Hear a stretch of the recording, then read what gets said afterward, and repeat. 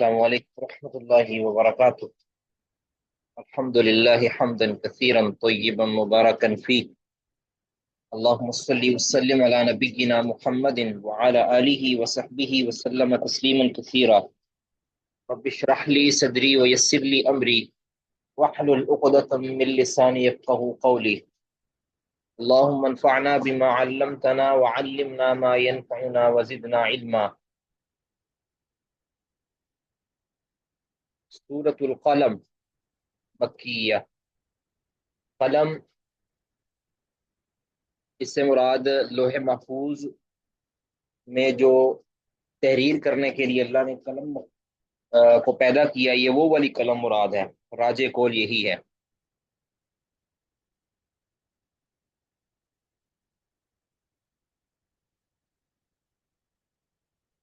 اس صورت کے اندر نبی صلی اللہ علیہ وسلم کی شان، آپ کے خلق عظیم کا ذکر ہے، اور مشرکین کے چالوں کے باوجود ان کی چالوں کے ناکام ہونے کا ذکر ہے۔ نبی صلی اللہ علیہ وسلم کی فضیلت کے اندر بہت ہی، اور نبی صلی اللہ علیہ وسلم کی امت کی فضیلت کے اندر بڑی آیات اس میں موجود ہیں۔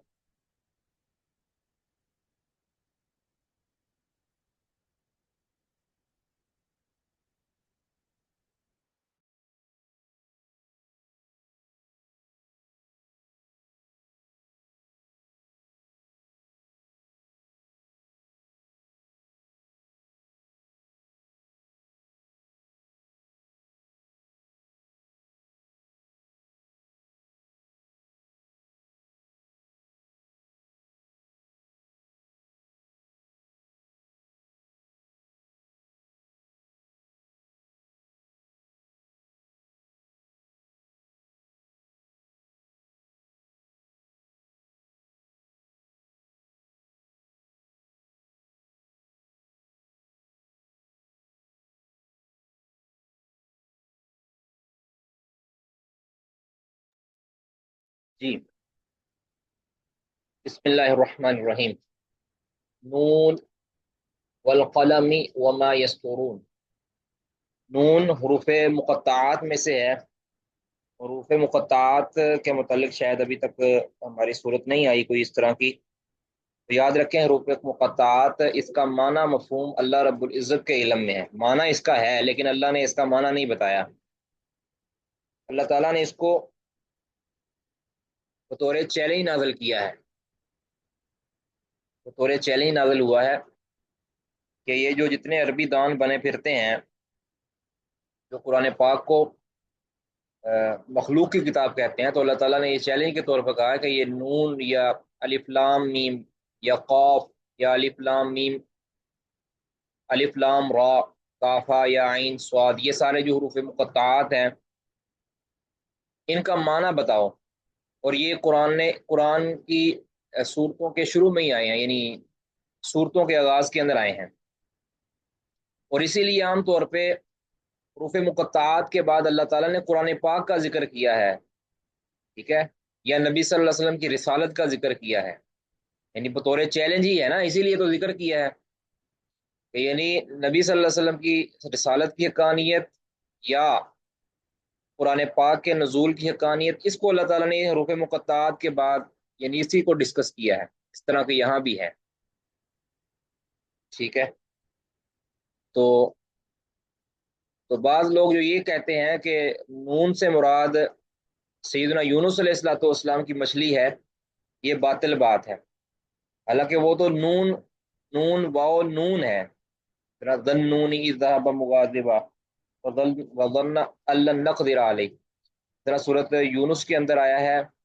اور دیگر صورتوں کے اندر آیا ہے، وہ نون سے مراد نون واو نون ہے، یعنی نون، تو یہ صرف نون ہے جو حروف مقطعات ہے، اس سے مراد اللہ عالم بمرادی، اللہ بہتر اس کا معنی جانتے ہیں،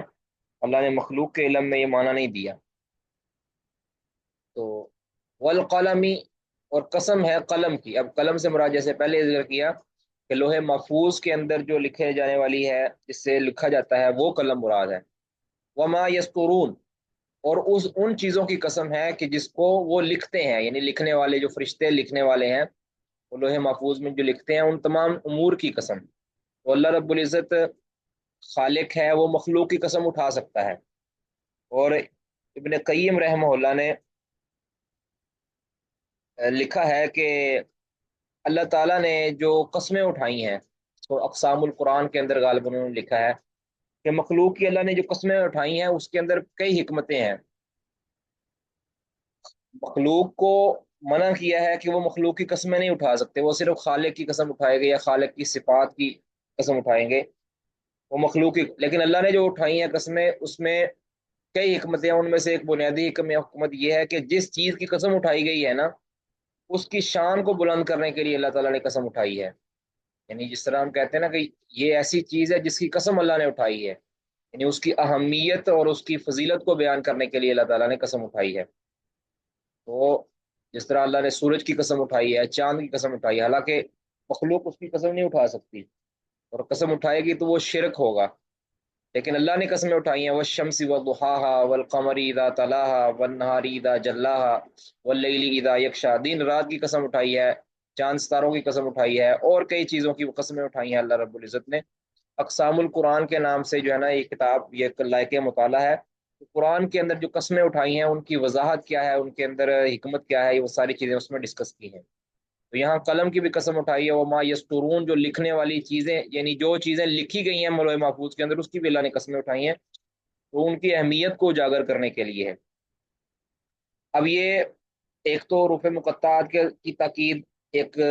دو قسموں کی تاکید بیان کرنے کے بعد اللہ تعالیٰ نے آگے نبی صلی اللہ علیہ وسلم کی فضیلت بیان کی ہے کہ ما انت بنعمت ربک بمجنون، یعنی ایک تو فضیلت ہوئی ہے، ایک اللہ رب العزت نے نبی صلی اللہ علیہ وسلم سے ایک عیب کو ختم کیا ہے کہ جو عیب کفار مکہ نبی صلی اللہ علیہ وسلم پر لگاتے تھے کہ نعوذ باللہ نبی صلی اللہ علیہ وسلم تو مجنون ہے، دیوانے ہیں، اس طرح اسی لیے دیوانے ہیں کہ یہ ہمارے بتوں کو، کہ جس کی عبادت صدیوں سے چلی آ رہی ہے،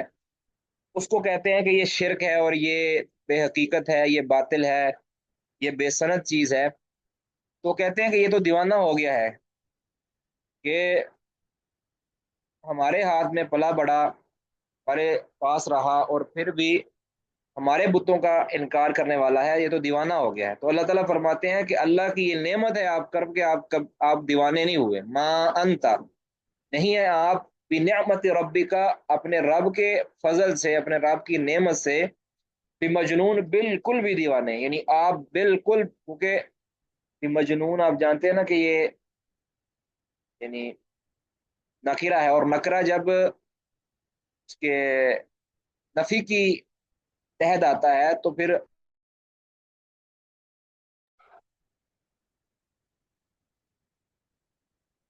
نکرہ جب نفی کے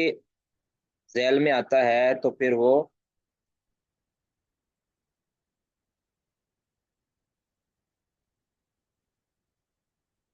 نفی میں تاکید پیدا کر دے گا، یعنی آپ صلی اللہ علیہ وسلم بالکل بھی مجنون نہیں ہیں،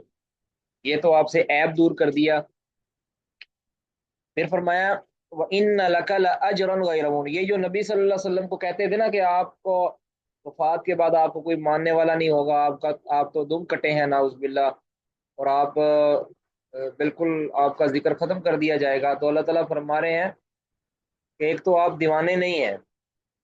اور دوسرا آپ کا ذکر خیر، وَإِنَّ لَكَ لَأَجْرًا غَيْرَ مَمْنُونٍ، اور آپ کے لیے ایسا اجر ہوگا جو کبھی نہ ختم ہونے والا ہے۔ یعنی دیکھیں، آپ کو ماننے والے جب بڑھتے جائیں گے تو آپ کو اس کا برابر اجر ملتا جائے گا۔ تو آج ہم کہہ سکتے ہیں بغیر کسی یعنی احتمال کہ ہم یہ کہہ سکتے ہیں کہ ہم جو بھی نماز پڑھتے ہیں، ہر نماز کا اجر نبی صلی اللہ علیہ وسلم کو بھی ملتا ہے، کیونکہ اس کے سکھانے والے، اس کی تعلیم دینے والے خود رسول اللہ صلی اللہ علیہ وسلم کے، اور یہ بات طے ہے شریعت کے اندر کہ جس کو جو تعلیم دی ہوگی اس کا اجر اس کو بھی ملے گا، جس نے اس پر عمل کیا، اور اس کو بھی ملے گا جس نے اس کی تعلیم دی ہے، جس نے اس کی دعوت دی ہے۔ تو رسول اللہ صلی اللہ علیہ وسلم کو ہماری نمازوں کا اجر اللہ تعالیٰ دیتا ہے، تو یہ کبھی نہ ختم ہونے والا اجر ہے، جب تک قیامت ہے تب تک دین ہے، اور جب تک دین ہے تب تک رسول اللہ صلی اللہ علیہ وسلم کا اجر اور آپ کا ذکر یہ بلند سے بلند ہے۔ وَإِنَّكَ لَعَلَىٰ خُلُقٍ عَظِيمٍ، اور فرمایا کہ بلا شبہ آپ لعلی، البتہ تحقیق، علی خلق عظیم، بہت عظیم اخلاق پر فائز ہیں، بہت عظیم اخلاق پر۔ اور اس کی تفسیر آپ جانتے ہی ہیں، وہ حدیث صحیح مسلم کی کہ سیدہ عائشہ رضی اللہ تعالیٰ عنہ کے پاس کچھ لوگ آئے تھے، صحیح مسلم 746 نمبر۔ سیدہ عائشہ کے پاس پوچھا تھا کہ آپ ہمیں یہ تو بتائیں کہ آپ صلی اللہ علیہ وسلم کا خلق کیسا ہے، آپ کی عادات مبارکہ کیسی ہیں؟ تو سیدہ نے فرمایا تھا کہ کان القرآن خلقہ، یا القرآن خلقہ، اس طرح کے لفظ ہے کہ نبی صلی اللہ علیہ وسلم کے اخلاق کے عالیہ دیکھنے ہیں تو قرآن ہی آپ صلی اللہ علیہ وسلم کے اخلاق عالیہ ہیں۔ تو یہ سب سے بڑی فضیلت ہے، یعنی آپ صلی اللہ علیہ وسلم قرآن کے عملی پیکر ہیں۔ تو آپ صلی اللہ علیہ وسلم میں اللہ تعالیٰ نے بڑی خوبیاں جمع کر دی تھی ہر طرح کی، یعنی جس طرح جتنا وہ اعتراض کرتے تھے اللہ تعالیٰ اتنا آپ کا فضل اور مرتبہ بلند کرتا جاتا تھا۔ تو اللہ تعالیٰ نے آپ کے اندر ہر طرح کی خوبیاں جمع کر دی ہیں، اور بڑی پیارے جملے لکھے ہیں، بڑی محبت کے اندر ڈوب کر لکھے ہیں حافظ عبدالسلام بن محمد بٹوی رحمہ اللہ نے اس مقام پر۔ وہ کہتے ہیں الغرض، آپ یعنی آپ صلی اللہ علیہ وسلم میں تمام انسانی خوبیاں جمع ہو گئی تھیں، مثلا شرف نسب، کمال عقل، درستی فہم، کثرت علم، شدت حیا، کثرت عبادت، سخاوت، صدق، شجاعت،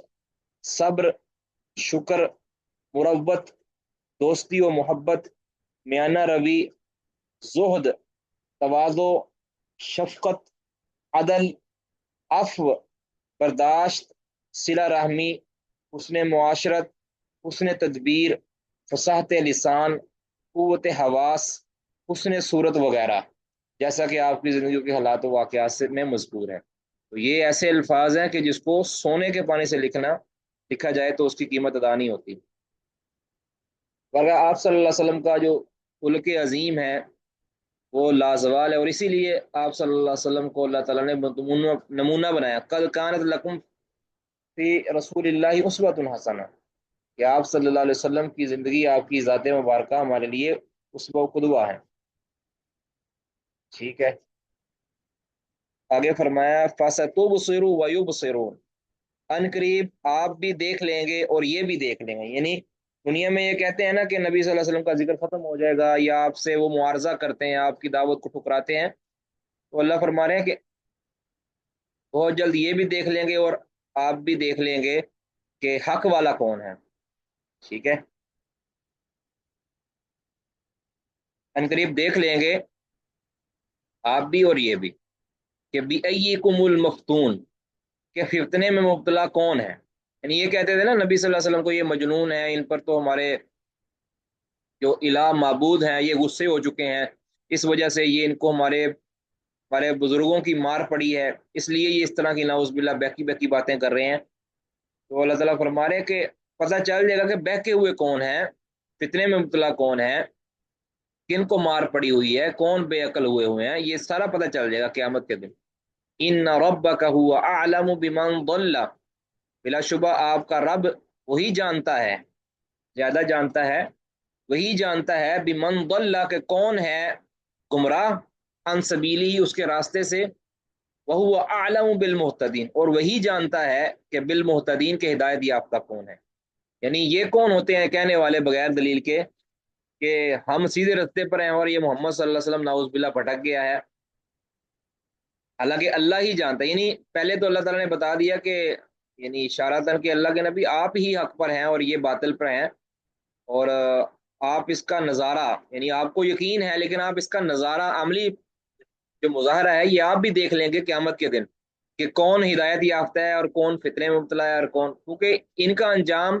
ابھی تو آپ کو علم میں ہے، لیکن کل آپ اس کو لائیو دیکھیں گے کہ یہ ان کا انجام کیا ہونے والا ہے۔ اور آپ نے اللہ تعالیٰ نے پھر یہ بتا دیا کہ اللہ بہتر جانتا ہے کہ کون ہدایت یافتہ ہے، اور یعنی یہ جو آپ کے سامنے کافر ابھی مجرم ہیں آپ کے اور جرم کر رہے ہیں، ان میں سے کچھ لوگوں کو اللہ تعالیٰ ہدایت دے دے گا اور کچھ لوگ اپنی گمراہی پر جمع ہوں گے، پھر اللہ تعالیٰ ہی بہتر جانتا ہے کون ہدایت والا ہے اور کون اس کے راستے سے بھٹکا ہوا ہے۔ تو لہذا نبی صلی اللہ علیہ وسلم کو اللہ تعالیٰ نے پھر کچھ ہدایات دی ہیں کہ فلا تطع المکذبین، آپ نے جھٹلانے والوں کی بات نہیں ماننی، ٹھیک ہے؟ آپ نے جھٹلانی یعنی آپ کو ہر روز آفریں کرتے تھے کہ اللہ کے نبی کو کہتے تھے بھی آپ تھوڑا ہاتھ تھولا رکھا کریں، ہمارے بتوں کو برا بلا نہ کہا کریں، آپ کوئی لے دے کر لیں، کوئی ہمارے ساتھ مذاکرات کر لیں، کوئی ہمارے ساتھ بیٹھک کر لیں، کوئی نرمی کریں اپنی دعوت کے اندر، کوئی ہمیں جینے دیں، کوئی آپ جئیں۔ یعنی اس طرح کی وہ جو ہے نا، کبھی دھمکیوں کے اوپر اتر آتے، کبھی سازشوں پہ اتر آتے، کبھی یا سفارشوں پہ اتر آتے، کبھی لالچوں پہ اتر آتے، کبھی آفریں کرتے، کبھی گزارشیں کرتے، یعنی بڑی انہوں نے کبھی سفارشیں کرواتے۔ تو کل میں نے ایک پوسٹ کی تھی ابو طالب کے حوالے سے کہ ابو طالب کے پاس آئے تھے، یہ مصدرک حاکم وغیرہ کی یہ روایت ہے، مسند بزار مصدرک حاکم وغیرہ کی، دلائل النبوہ بہقی کی، کہ آئے تھے ابو طالب کے پاس کہ محمد ہمارے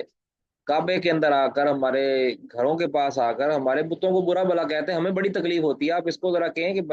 جو ہے نا وہ باز آ جائیں، یعنی ہمارے ساتھ وہ نرمی والا معاملہ کریں۔ ابو طالب نے کہا کہ چلو بلاؤ میرے بچے کو، یعنی میرے بھتیجے کو بلایا گیا۔ آپ صلی اللہ علیہ وسلم نے کہا کہ ایسا تو نہیں ہو سکتا کہ میں یعنی الہ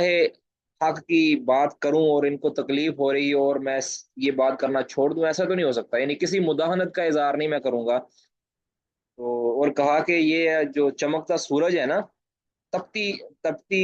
دھرتی تھی نا، اس ٹائم دوپہر کا وقت تھا، نبی صلی اللہ علیہ وسلم بڑی گرمی محسوس کر رہے تھے، آپ نے میں یہ شولے بھی لا کے میرے ہاتھ پر رکھ دے نا، تب بھی جو ہے نا میں اپنی بات سے پیچھے نہیں ہٹوں گا، یعنی میرے ساتھ اتنی سختی بھی برتیں گے نا۔ تو نبی صلی اللہ علیہ وسلم کی یہ بات سن کر نا ابو طالب سمجھ گئے، وہ کہنے لگے اللہ کے بندو، میرا بھتیجا کبھی جھوٹ بات نہیں کہتا، اس نے جو اگر یہ ڈٹ گیا ہے نا تو یہ اس پر ڈٹ کر رہے گا، لہذا چلے جاؤ، میں تمہارا کچھ نہیں کر سکتا۔ تو وہ پھر چلے گئے تھے خائب و خاصر ہو۔ تو اللہ تعالیٰ فرما رہے ہیں کہ فلا تطیع المکذبین، یہ جتنی بھی آپ کو ساتھ باتیں کرتے ہیں، آپ کے ساتھ چالیں کھیلتے ہیں، ان کی باتوں میں آپ نے نہیں آنا، آپ نے ان کی باتیں نہیں ماننی۔ ودو، یہ تو خواہش رکھتے ہیں، چاہتے ہیں، لو تدہنو، کاش کہ آپ مداحنت کا شکار ہوں، یعنی آپ دعوت کے اندر جو آپ کے اندر سرگرمیاں، آپ کی جو دعوتی سرگرمیاں ہیں، اس میں آپ جوش و خروش جو دکھاتے ہیں، یہ چاہتے ہیں، لو تدہنو، کاش کہ آپ مداحنت اور سستی کا مظاہرہ کریں، فیدہنون، اور یہ بھی مداحنت، یعنی یہ آپ کو تنگ کر کر کے، آپ پر آپ کے خلاف سازشیں کر کر کے تھک گئے تھے، یہ کہتے تھے کہ یہ کوئی ہاتھ تھولا کر دے تو ہمیں بھی کچھ، ہماری جان کو بھی سکون ہو اور ہم بھی لوگوں کے سامنے کوئی منہ دکھانے کے قابل ہو۔ یہ کہتے تھے کہ آپ بھی مداحنت کا اظہار کریں اور ہم بھی کو تھوڑی سکون میں آئیں، نرمی کا اظہار کریں۔ یہ اللہ تعالیٰ نے تنبیہ کی اپنے رسول کو، اور ساتھ فرمایا ولا تطع كل حلاف مہین۔ اب آگے جتنی بھی یہ آ رہی ہیں نا بری خصلتیں، اس سے کوئی خاص بندہ مراد نہیں ہے، یہ جو ولا تطع كل حلاف مہین حماز، یہ کوئی خاص ایک بندہ مراد نہیں ہے، ٹھیک ہے؟ یہ کریکٹر مراد ہے کہ مشرکین میں سے ہر بندہ جو اس طرح کا ہے نا، آپ اس کی بات نہیں مانیں گے۔ ولا تطیع، اور نہ آپ بات مانیں، ان باتوں میں آئے، کل حلاف، ہر اس شخص کے جو زیادہ قسمیں اٹھانے والا ہے، مہین، اور رسوائے زمانہ ہے، ٹھیک ہے؟ یعنی قسمیں اٹھا اٹھا کر اپنا اپنا سچ آپ کے سامنے رکھنے کی کوشش کرتا ہے اور اپنے آپ کو سچا ثابت کرنے کی کوشش کرتا ہے، آپ نے ان کی باتوں میں نہیں آنا۔ وہ زیادہ جو قسمیں اٹھاتے ہیں، جھوٹی قسمیں اٹھاتے ہیں، ان کی باتوں میں نہیں آنا، اور مہین اور بڑے رسوائے زمانہ ہیں، برے ہیں، ان کی باتیں نہیں ماننی۔ اور یہ خاص بندہ نہیں ہے، میں نے جس طرح ذکر کیا کہ کریکٹر مراد ہے یہ، ہمازن، بہت زیادہ تانا زنی کرنے والا اور عیب جوئی کرنے والا، بہت زیادہ تانے دینے والا اور یا عیب جوئی کرنے والا، اور مشائم بنمیم، اور چغل خوری کرنے والا، یعنی یہ جو اخلاقی گراوٹ کا شکار ہونے والے لوگ ہیں، ان کی اپنے باتوں میں آنا ہی نہیں ہے۔ مناع للخیری، اور بہت زیادہ روکنے والا ہے، للخیری خیر کو، بھلائی سے بہت زیادہ منع کرنے والا ہے، معتدن اور حد سے تجاوز کرنے والا ہے، اثیمن اور سخت گناہ گار ہے۔ یعنی یہ ساری جو بری خصلتیں ذکر کی گئی ہیں، ان کی آپ نے بات نہیں ماننی۔ اتلن، اتلن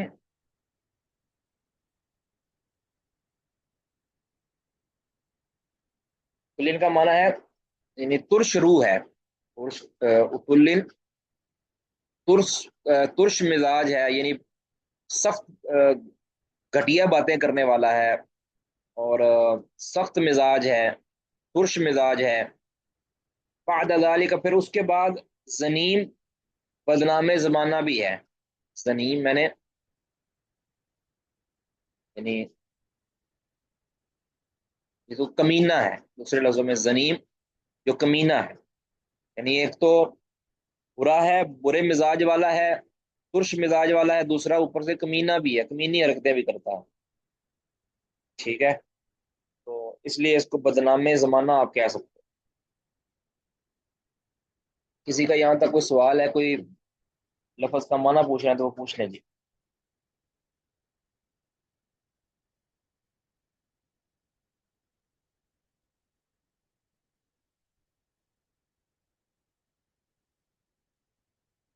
جی ساری باتوں کو سمجھ آ گئی جی؟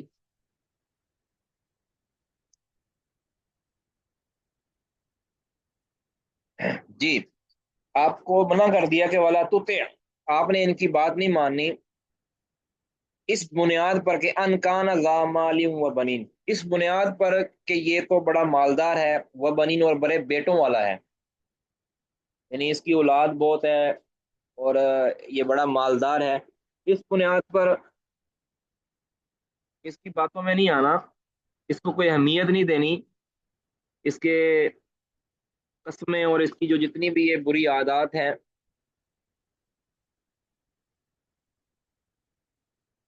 اب ان میں سے ساری عادات بھی کسی کے اندر ہو سکتی ہیں اور کوئی ایک آدھ بھی ہو سکتی ہے، تو کسی کی بھی اس طرح کے بندے کی بات نہیں ماننی ہے آپ نے، صرف اس بنیاد پر کہ اس کو بڑا مال ہے، اس کے پاس بڑا اس کا کنبہ قبیلہ ہے، بڑی سپورٹ ہے، کہ اس کی بات میں سنوں گا، یہ اسلام قبول کر لے گا تو اس کے پیچھے اس کا کنبہ قبیلہ، یعنی اس لالچ کے اندر آپ نے، اس ہرس کے اندر آپ نے کہ یہ اسلام کی طرف آ جائے گا، آپ نے صرف اس ہرس کے اوپر اس بدبخت، اس طرح کے بدبخت لوگوں کا لالچ نہیں کرنا اور اس کی باتوں میں نہیں آنا۔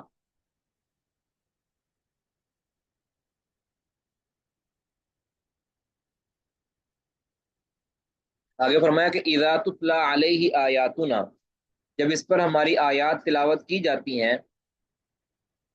تو قالا، تو یہ کہتا ہے، یعنی اس طرح کا جو کریکٹر ہے وہ کہتا ہے اساطیر الاولین، یہ تو پہلوں کی قصے کہانیاں ہیں، اساطیر الاولین پہلے کی کہانیاں ہیں، پہلے لوگوں کی کہانیاں اس میں بیان ہوئی ہیں۔ یاد رکھیں کہ قرآن کے اندر پہلے قصے بھی بیان کیے گئے ہیں، لیکن ان سے مقصد عبرت ہے، محض قصہ گوئی جو ہے نا بالکل مقصد نہیں ہے، یعنی یہ کہانی بیان کرنا مقصود نہیں ہے۔ اسی لیے قرآن پاک کے اندر جتنے بھی قصے بیان کیے گئے ہیں، ان میں سے جو عبرت ناک سبق ہیں صرف وہ ذکر کیے گئے ہیں، اس کی ایک ایک جزی کو ذکر نہیں کیا گیا، ٹھیک ہے؟ اس کی ایک ایک جزی کو طرف اشارہ نہیں کیا گیا، بلکہ صرف جو عبرت ناک سبق تھا نا وہ ذکر کر دیا گیا۔ تو کالا اساطیر الاولین، کہنے لگے یہ تو پہلوں کی قصے کہانیاں، یہ کوئی اتنی اہمیت والی کتاب نہیں ہے، ناؤذ باللہ۔ تو اللہ تعالیٰ فرماتے ہیں سنسمہ علی الخرطوم، ان قریب ہم نشان لگائیں گے، سنسمہ، سنا سا، آپ جانتے ہیں کہ یہ صوفہ اور سین جو ہوتی ہے قریب کرنے کے لیے، ناسیمہ، اصل میں تھا ناسیمہ،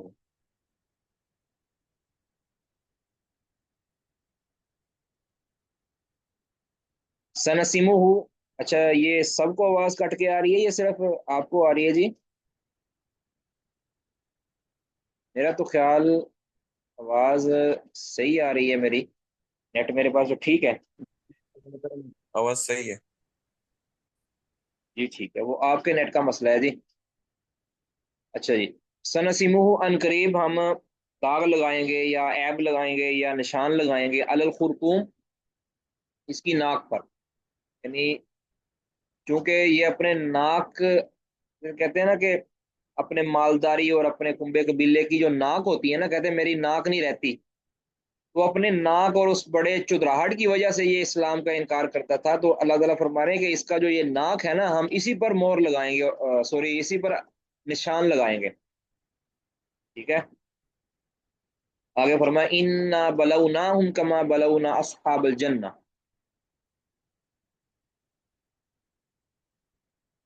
एक मिनट।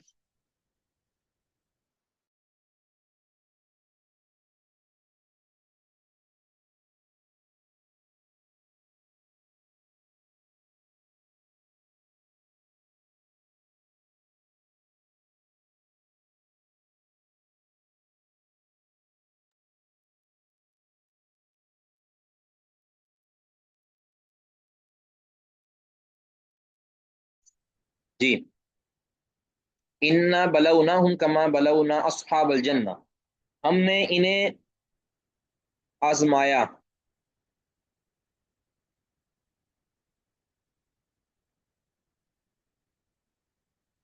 इन्ना बलौनाहुम, हमने इन्हें आजमाइश में मुब्तला किया।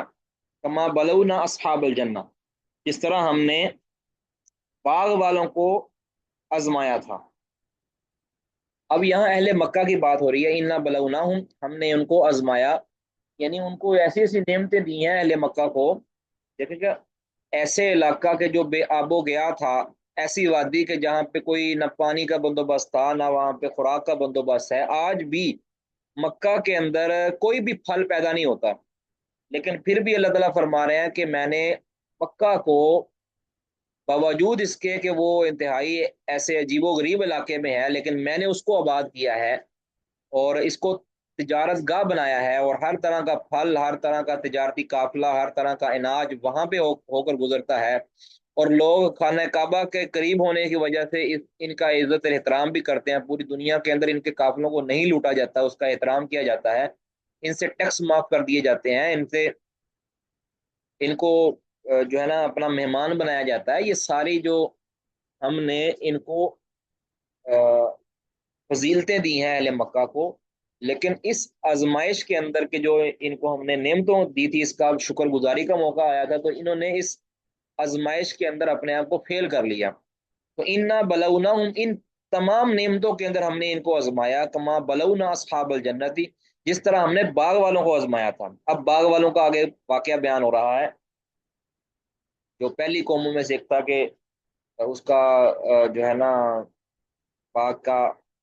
मालिक था एक, उसके बेटे, उसकी औलाद जो है ना, अब बाप तो खर्च करता था मिस्कीनों पर, गरीबों पर। लेकिन जब औलाद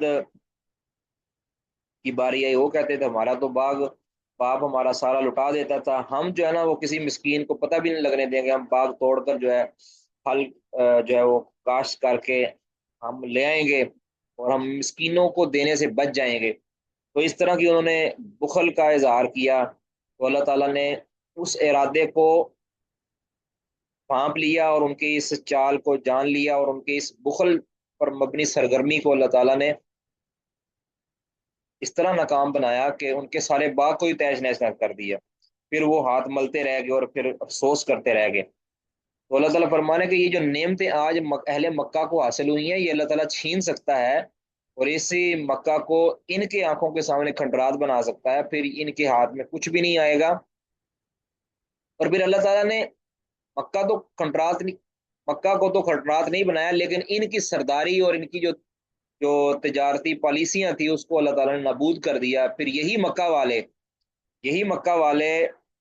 सैयदुना उस्मामा बिन उसाल रजी अल्लाह तआला अन्हु के उस बाइकाट की वजह से दाने दाने के लिए यानी तरसने लगे। बुखारी की जिस तरह रवायत है, उन्होंने दाने बंद कर दिए यमामा से जो आती थी गंदम। तो फिर वो खत लिख लिख कर रसूलुल्लाह सल्लल्लाहु अलैहि वसल्लम को कहते थे, अल्लाह के नबी को गुजारिश करें सुमामा से, ये आपको मानने वाला है कि हमारी कोई गंदम जारी कर दें। तो यानी इस तरह का इनके साथ मामला आया। बल्कि ऐसा भी हुआ कि इस कदर इन पर भूख और इफलास ने डेरे डाले کہ یہ مردار تک کھانے پر مجبور ہو گئے، مردار تک کھانے پر مجبور ہو گئے۔ تو اس طرح کے حالات بھی اہل مکہ کے ساتھ اللہ تعالیٰ نے کیے ہیں۔ اللہ تعالیٰ نے پھر ان کی آزمائش کو، ان کو آزمائش میں فیل کر دیا، اور پھر ساتھ واقعہ بیان کر دیا اصحاب الجنہ کا، کہ کما بلونا اصحاب الجنت، جس طرح ہم نے باغ والوں کو آزمایا، اذ اقسموا لیصرمنہا مصبحین، کہ جب انہوں نے قسمیں اٹھائی تھیں کہ لیصرمنہا، کہ ضرور بے ضرور وہ کاٹ لیں گے، کاشت کر لیں گے، توڑ لیں گے، ہاں اس پھل کو، اس باغ کو، مصبحین صبح سویرے، یعنی صبح ہوتے ہی وہ لازمی اپنے اس باغ کو کاٹ لیں گے۔ اب یہ قسمیں اور اتنی یقین کے ساتھ اٹھائی تھی، گویا کہ ان کو پورا یقین تھا کہ ہم یہ سارا کام کر لیں گے۔ ولا یستثنون، انہوں نے کوئی استثناء نہیں کیا، مطلب کہ انشاءاللہ نہیں کہا، استثناء سے مراد یہاں انشاءاللہ کہنا ہے، یعنی اپنے اس بات کو اتنا پختہ اور پرعزم کر دیا کہ اللہ کی مشیت کے ساتھ اس کو معلق ہی نہیں کیا، بلکہ یعنی یہ بھی ایک طرح کی اللہ رب العزت کی مشیت کو چیلنج کرنا ہے نا، کہ بغیر کسی استثناء کے انہوں نے ایسی بات کر دی قسمیں اٹھا کر۔ تو اللہ کی کرنی ایسے ہوئی کہ فطواف علیہا طائف من ربک وہم نائمون، وہ ابھی سوئے ہی ہوئے تھے رات کو پلان کر کے، کہ اللہ نے راتوں رات کیا کیا، فطواف علیہا، تو اس باغ پر چکر لگایا، طائف، ایک چکر لگانے والے نے، من ربک، رب کی طرف سے، یعنی عذاب، چکر لگانے والا سے مراد یہاں طائف سے مراد یہاں چکر لگانے والا عذاب، اللہ کی طرف سے چکر لگانے والے عذاب نے چکر لگایا اس باغ پر، وہم نائمون، جبکہ وہ ابھی سوئے ہوئے تھے، یعنی ان کی نیند کی حالت میں بھی اللہ تعالیٰ نے اس باغ پر ایک پھیرا ڈالا اپنے عذاب کا۔ تو فاصبحت، تو وہ باغ ہو گیا، کالصریم، ایسا کہ جیسے یعنی کالصریم کا مطلب ہوتا ہے کٹا ہوا، کالصریم یعنی نابود ہوا ہوا باغ، وہ سارے کا سارا کٹا ہوا ہو گیا، ٹھیک ہے، تباہ ہو گیا نا اس پر عذاب جو آیا۔ فتنادوا مصبحین، اب وہ ان کو تو خبر نہیں ہے کہ ہمارے باغ کے ساتھ کیا ہو چکا ہے، جبکہ راتوں رات اللہ تعالیٰ نے اسے نابود کر دیا۔ فتنادوا مصبحین، اب جو صبح صبح ہوئی نا، تو انہوں نے آپس میں پکارا، ایک دوسرے کو جگایا۔ فتنادوا، تو انہوں نے ندا دی ایک دوسرے کو، مصبحین صبح ہوتے ہی، انی غدو علی حرثکم، ندا یہ دی کہ چلو بھئی اپنے اپنی کھیتی پر جاؤ صبح صبح، ان کن تم صارمین، اگر آج آپ نے باغ کاٹنا ہی ہے تو، اگر پھل توڑنا ہی ہے تو پھر آج چلو جلدی جلدی صبح سویرے۔ فانطلقوا، تو وہ چل دیے، وہم یتخافتون، اور وہ چھپ چھپ کر باتیں کر رہے تھے، یعنی آہستہ آہستہ آواز میں باتیں کر رہے تھے۔ خافتہ سے مطلب ہوتا ہے یعنی آہستہ آواز میں باتیں کرنا۔ فانطلقوا، وہ چل رہے تھے اور آہستہ آہستہ باتیں کر رہے تھے کہ کسی کو بھنک نہ ہو۔ کیا کر رہے تھے باتیں؟ اللہ یدخلنہ الیوم علیکم مسکین، کہ آج کے روز تم پر کوئی مسکین داخل نہیں ہونا چاہیے، ہرگز نہیں داخل ہونا چاہیے تم پر آج کوئی مسکین، یعنی ہم صبح صبح جا کے کاٹ لیں گے، مسکینوں کے پہنچنے سے پہلے ہی ہم وہ باغ کاٹ کے وہ پھل توڑ کر ہم واپس آ جائیں گے۔ وغدوا، اور وہ چلے،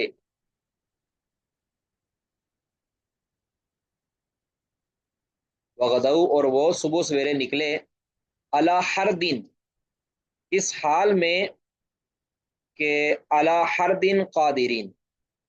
یعنی اس سوچ کے ساتھ نکلے وہ صبح سویرے کہ علی ہر دن، کہ وہ اس پھل کو روکنے پر قادرین، قدرت رکھنے والے ہیں، اس سوچ کے ساتھ نکلے کہ وہ اس ہر دن کا مطلب ہوتا ہے بخیلی اور کنجوسی یا پھل کو مسکینوں سے روکنے پر، یعنی دوسرا کا یعنی تفسیر یہ کی گئی ہے علی من الثماری، یعنی پھلوں کو روکنے پر اللہ کی راہ میں خرچ کرنے سے، اس سوچ کے ساتھ قادرین کے اس حال میں کہ وہ قدرت رکھنے والے ہیں، یعنی اس سوچ کے ساتھ وہ نکلے صبح سویرے کہ وہ پھل روکنے پر قدرت رکھتے ہیں، ٹھیک ہے، طاقت رکھتے ہیں کہ ان کے بس میں ہے کہ وہ پھل، کیونکہ وہ سوچ کے ساتھ ہی نکلے تھے نا کہ وہ مسکینوں سے اپنے پھل کو بچا کر ان کو ان کا حق نہیں دیں گے۔ فلما رأوها، اب جب گئے، جا کے سامنا ہوا،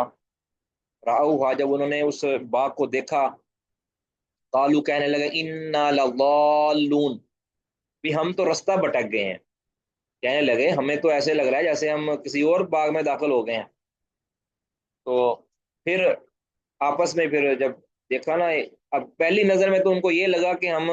راستہ بڑھ گئے، لیکن ظاہر ہے کہ ایسا تو نہیں ہے نا، بل نحن محرومون، بلکہ پھر کہنے لگے نہیں، راستہ نہیں بٹکے ہم، نحن محرومون، ہم تو محروم کر دیے گئے، ہم تو محروم کر دیے گئے، ہمیں ہمارے تو پلے کچھ بھی نہیں آیا۔ قال اوسطهم، ان میں سے جو سمجھدار تھا نا، اوسطهم، ان میں سے جو سمجھدار تھا، جو کو بہتر حالت والا تھا، اس نے کہا الم اقل لکم،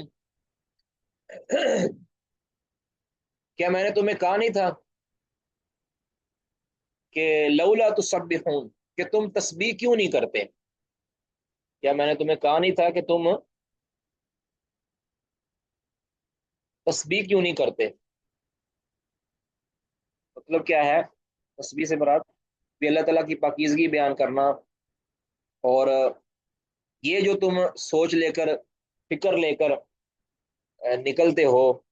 کہ ہم سارا پھل کاٹ لیں گے اور مسکینوں کو نہیں دیں گے، تو میں نے تمہیں منع بھی کیا تھا کہ اس طرح کی باتیں نہ کرو، اللہ تعالیٰ کی پاکیزگی بیان کرو، اللہ کا جو حق ہے، مسکینوں کا حق ہے، وہ اس کو دو، بخیلی اور کمینگی کا اظہار نہ کرو، ٹھیک ہے؟ یعنی گویا میں نے تمہیں اللہ تعالیٰ سے خوف دلانے کا نہیں کہا تھا، لولا تسبحون، کہ تم اللہ تعالیٰ کا خوف کیوں نہیں کرتے، اللہ کا ذکر کیوں نہیں کرتے، اللہ کی تسبیح کیوں نہیں کرتے؟ تو اب پتہ کیا کہنے لگے، قالو، پھر کہنے لگے سبحان ربنا انا کننا ظالمین، ہمارا رب وہ پاک ہے، انا کننا ظالمین، بلا شبہ ہم ہی ظالم ہیں، یعنی ہم نے گناہ کا ارتکاب کیا، ایک تو اللہ رب العزت کو تڑی لگائی کہ ہم پھل کاٹ لیں گے، اور کوئی استثناء نہیں کیا، اللہ کی مشیت کا ذکر نہیں کیا، دوسرا ہم نے غلط سوچ کے ساتھ کہ ہم اس حق سے مسکینوں کو محروم کر دیں گے، اس سوچ کے ساتھ ہم پھل کاٹنے آئے تھے، تو ہم نے ظلم ڈھایا، ہمارا رب پاک ہے۔ تو اس سے یہ بھی معلوم ہوا کہ جب بندے سے کبھی گناہ ہو جائے تو وہ اللہ کی تسبیح بیان کرے، تقدیس بیان کرے، اس سوچ کے ساتھ کہ اللہ پاک ہے، مجھ سے جو کمی کوتاہی ہو گئی ہے، اللہ رب العزت اس طرح کی ہر کمی سے پاک ہے، اب اس کمی کے نتیجے کے اندر، اس تسبیح کے نتیجے کے اندر اللہ تعالیٰ پھر اس کی کمی کو بھی دور کر دے گا اور اس کے گناہ کو بھی معاف کر دے گا۔ اسی لیے سیدنا یونس علیہ الصلوۃ والسلام سے جب خطا ہوئی تو انہوں نے یہ دعا کی تھی، لا الہ الا انت سبحانک انی کنت من الظالمین، کہ اللہ کی الوہیت کا ذکر کرنے کے بعد سبحانک انی کنت من الظالمین، کہ اللہ تو پاک ہے۔ معلوم یہ ہوا کہ سبحان اللہ، یہ اسی طرح ایک اور بات یاد رکھیں، جب کسی جگہ پہ گناہ ہوتا دیکھیں نا، تو وہاں پہ سبحان اللہ کہنا بھی درست ہے، ٹھیک ہے؟ وہاں پہ عام طور پہ یہ بات بڑی اوپری لگتی ہے کہ سبحان اللہ صرف اس جگہ پہ کہا جائے گا کہ جہاں اللہ رب العزت کی کوئی نعمت دیکھی جائے، جہاں اللہ کی نافرمانی ہو رہی ہے وہاں پر بھی سبحان اللہ کہا جائے کہ اللہ پاک ہے، یہ اللہ رب العزت کی تقدیس بیان کی جائے وہاں بھی،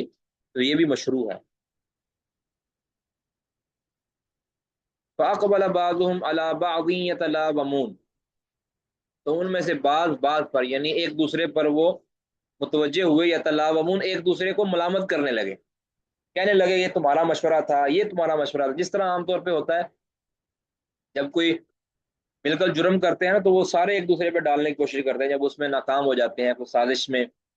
کہتے ہیں تمہارا ہی یہ مشورہ تھا، تمہارا ہی مشورہ تھا، ٹھیک ہے؟ ایک دوسرے کو وہ ملامت کرنے لگے، تو پھر کہنے لگے جب ملامت کر لیا، جس طرح ہم ہمارے ہوتا ہے، یہ سمجھ آ گئی ہوگی آپ کو، قالو پھر کہنے لگے یا ویلنا انا کننا طاغین، ہائے افسوس ہم پر، کہنے لگے یا ویلنا ہم سب پر افسوس کہ انا کننا طاغین، کہ ہم ہی حد سے تجاوز کرنے والے تھے، بلا شبہ ہم حد سے تجاوز کرنے والے تھے۔ عسى ربنا ان یبدلنا قریب ہے کہ ہمارا رب ان یبدلنا خیرا منها، کہ اللہ وہ ہمیں بدل دے اس سے بہتر چیز کے ساتھ، اللہ تعالیٰ اس کے بدلے ہمیں بہتر چیز دے دے، اس باغ کے بدلے۔ انا الی ربنا راغبون، بے شک ہم اپنے رب کی طرف ہی رغبت رکھنے والے ہیں، یعنی ہم توبہ کرتے ہیں اور اللہ کی طرف رجوع کرتے ہیں، اور رجوع کے نتیجہ میں اللہ تعالیٰ انشاءاللہ ہمیں اس کا بدل دے دے گا، اس باغ سے بہتر باغ ہمیں عطا کر دے گا۔ تو یہ وہ کہنے لگے، اللہ تعالیٰ فرماتے ہیں کذالک العذاب، اسی طرح عذاب ہوتا ہے، یعنی عذاب اسی طرح ہوتا ہے کہ لوگ سوچ کچھ ہو رہے ہوتے ہیں تو اللہ تعالیٰ اچانک ان کو ایسا عذاب نازل کرتا ہے کہ پھر ان کے پاس واپسی کی کوئی صورت نہیں بنتی۔ تو اہل مکہ، تم بھی ابھی اپنی ناز و نعمتوں میں بڑے اترا رہے ہو، بڑی اپنی کامیاب تجارت پر تمہیں مان ہے، یاد رکھو یہ ہمیشہ نہیں رہنا، یہ جو تمہاری مالداری سرداری تمہاری یہ با قبیلہ، یہ ہمیشہ نہیں رہنا، بلکہ ایک وقت کے بعد حالات نے کایا جب پلٹنی ہے، پھر تمہارے ہاتھ میں کچھ بھی نہیں رہنا سوائے ملامت کے۔ ایسا ہی ہوا تھا ان کے ساتھ۔ کذالک العذاب، عذاب اسی طرح ہوتا ہے، اللہ تعالیٰ فرماتے ہیں والا عذاب الآخرت اکبر، لیکن آخرت کا عذاب اس سے بھی بڑا ہے، یعنی اکبر بہت بڑا ہے، آخرت کا عذاب بہت بڑا ہے۔ لو کانوا یعلمون، اگر وہ جان لیں، یا کاش کہ وہ جان لیں، یعنی دنیا کے اندر نقصان جو ہے نا اس کی تلافی تو ہو بھی سکتی ہے، یا وہ وقتی نقصان ہے، لیکن آخرت کا جو نقصان ہے وہ بہت بڑا نقصان، ٹھیک ہے،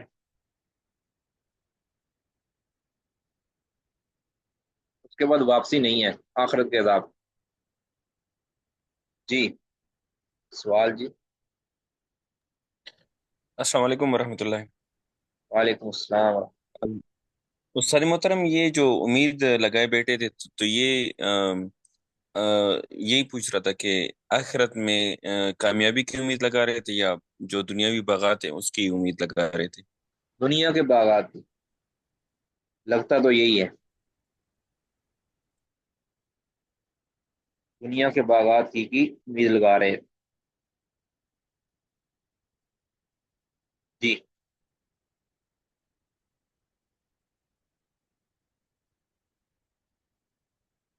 کوئی اور سوال جی؟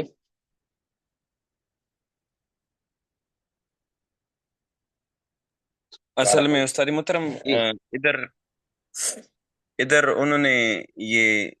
یبد لنا کا وہ یوز کیا ہے نا کہ تبدیل کر دے گا نا۔ یعنی کہنے کا مطلب ان کا یہ تھا کہ یہ ہم سے ہمارے ہاتھ سے جاتا رہا ہے نا، اب اس کے بدل میں اللہ تعالیٰ ہمیں بہتر دے دے گا، یعنی وہ دنیا میں ہی ہے نا، عسى ربنا انا الی ربنا راغبون، کہ ہم اللہ تعالیٰ سے اجر کی امید رکھتے ہیں، سوری ہم اللہ تعالیٰ کی طرف رغبت رکھتے ہیں، توبہ کرتے ہیں، آئندہ سے ایسا نہیں کریں گے، اللہ تعالیٰ ہمیں اور دے دے گا۔ دنیا میں ہوتا ہے نا، بندہ کہتے بھی جب مصیبت پہنچتی ہے، کوئی چیز نقصان ہوتا ہے، تو اللہ تعالیٰ بندہ کہتا ہے بھی اللہ تعالیٰ مجھے اور دے دے گا، یہ ہے نا جس طرح دعا ہے، نبی صلی اللہ علیہ وسلم فرمائے نا کہ جب کسی کو کوئی مصیبت پہنچتی ہے تو وہ یہ دعا پڑھے کہ اللہم اللہم اخلف لی، اللہ مجھے اس کا بدل دے دے، ٹھیک ہے، تو وہ جو بدل ہے وہ بدل دنیا میں ہے۔ اس کی دلیل یہ ہے کہ سیدہ ام سلمہ رضی اللہ تعالیٰ عنہ کا جب شور فوت ہوئے تھے، ابو سلمہ رضی اللہ تعالیٰ عنہ، نبی صلی اللہ علیہ وسلم نے کہا تھا کہ آپ یہ دعا پڑھا کریں، تو کہتی ہے کہ میں دعا پڑھ رہی تھی اور مجھے یقین نہیں ہو رہا تھا کہ ابو سلمہ سے بہتر کوئی ہو سکتا ہے بھلا شوہر جو مجھے مل جائے۔ کہتے ہیں پھر نبی صلی اللہ علیہ وسلم کو اللہ تعالیٰ نے میرا شوہر بنا دیا، اللہ نے میری شادی نبی صلی اللہ علیہ وسلم سے کروا دی، تو اللہ تعالیٰ کے رسول صلی اللہ علیہ وسلم کو اللہ نے میرے شوہر کے بدل میں عطا کر دیا، تو یہ دنیا میں ہی ہوا نا یار۔ باقی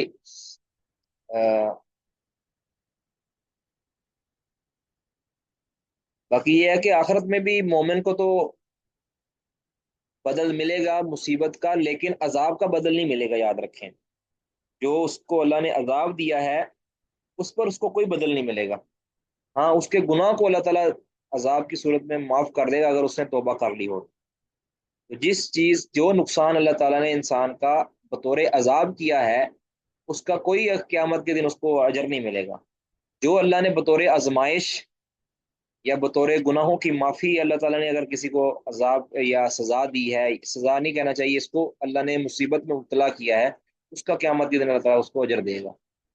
تو یہ تو خود مانتے تھے کہ یہ ہمارے اوپر عذاب آیا ہے، تو یہ اس کا بدل قیامت کے دن کس طرح امید رکھ سکتے ہیں؟ اللہ عالم۔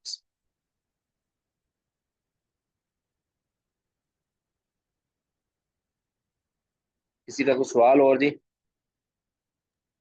استاد محترم، یہ جو آ، رات کو فصلیں کاٹنے کا جو منع ہے، یہ ایسی کوئی روایت ہے؟ نہیں، ایسی کوئی روایت نہیں جی، رات کو فصلیں کاٹنے کی ممانعت میں کوئی ایسی روایت ثابت نہیں۔ جی جی۔ جی،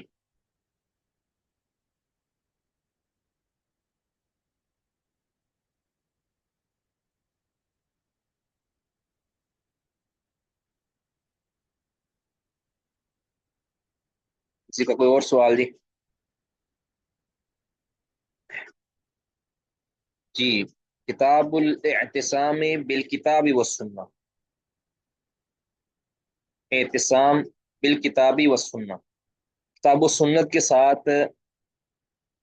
چمٹ جانا اعتصام کا ہوتا ہے،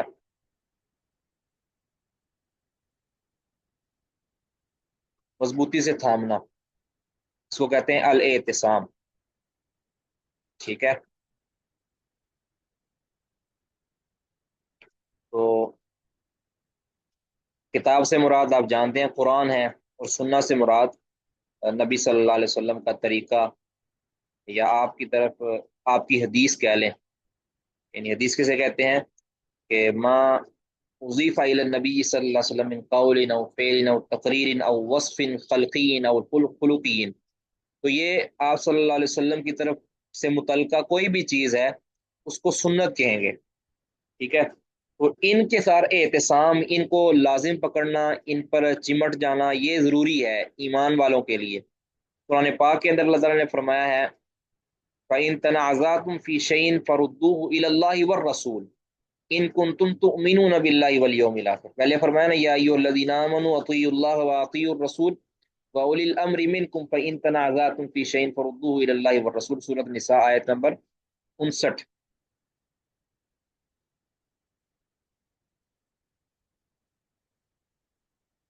سورۃ النساء آیت نمبر 59۔ تو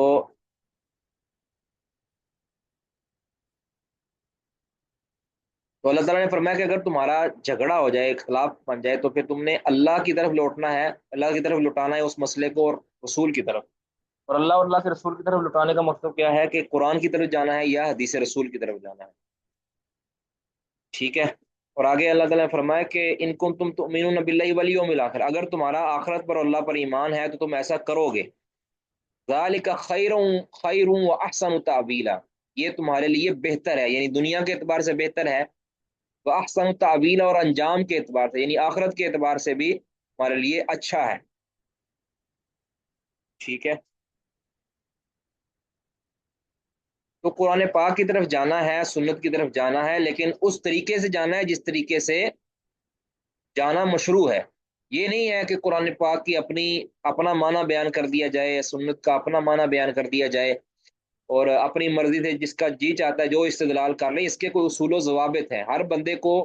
ہر کس و ناقص کو قرآن و سنت سے استدلال کرنے کی اجازت نہیں ہے۔ قرآن کو پڑھا جائے گا، حدیث کو پڑھا جائے گا، لیکن ان اصولوں کے مطابق پڑھا جائے گا جن اصولوں کو اللہ رب العزت نے، اللہ کے رسول نے اور صحابہ نے، تابعین نے، محدثین نے بیان کیا۔ اب کوئی قادیانی اٹھتا ہے، وہ کہتا ہے جی مرزا قادیانی نبی ہے، اس کی نبوت پر یہ آیت دلیل ہے، نعوذ باللہ،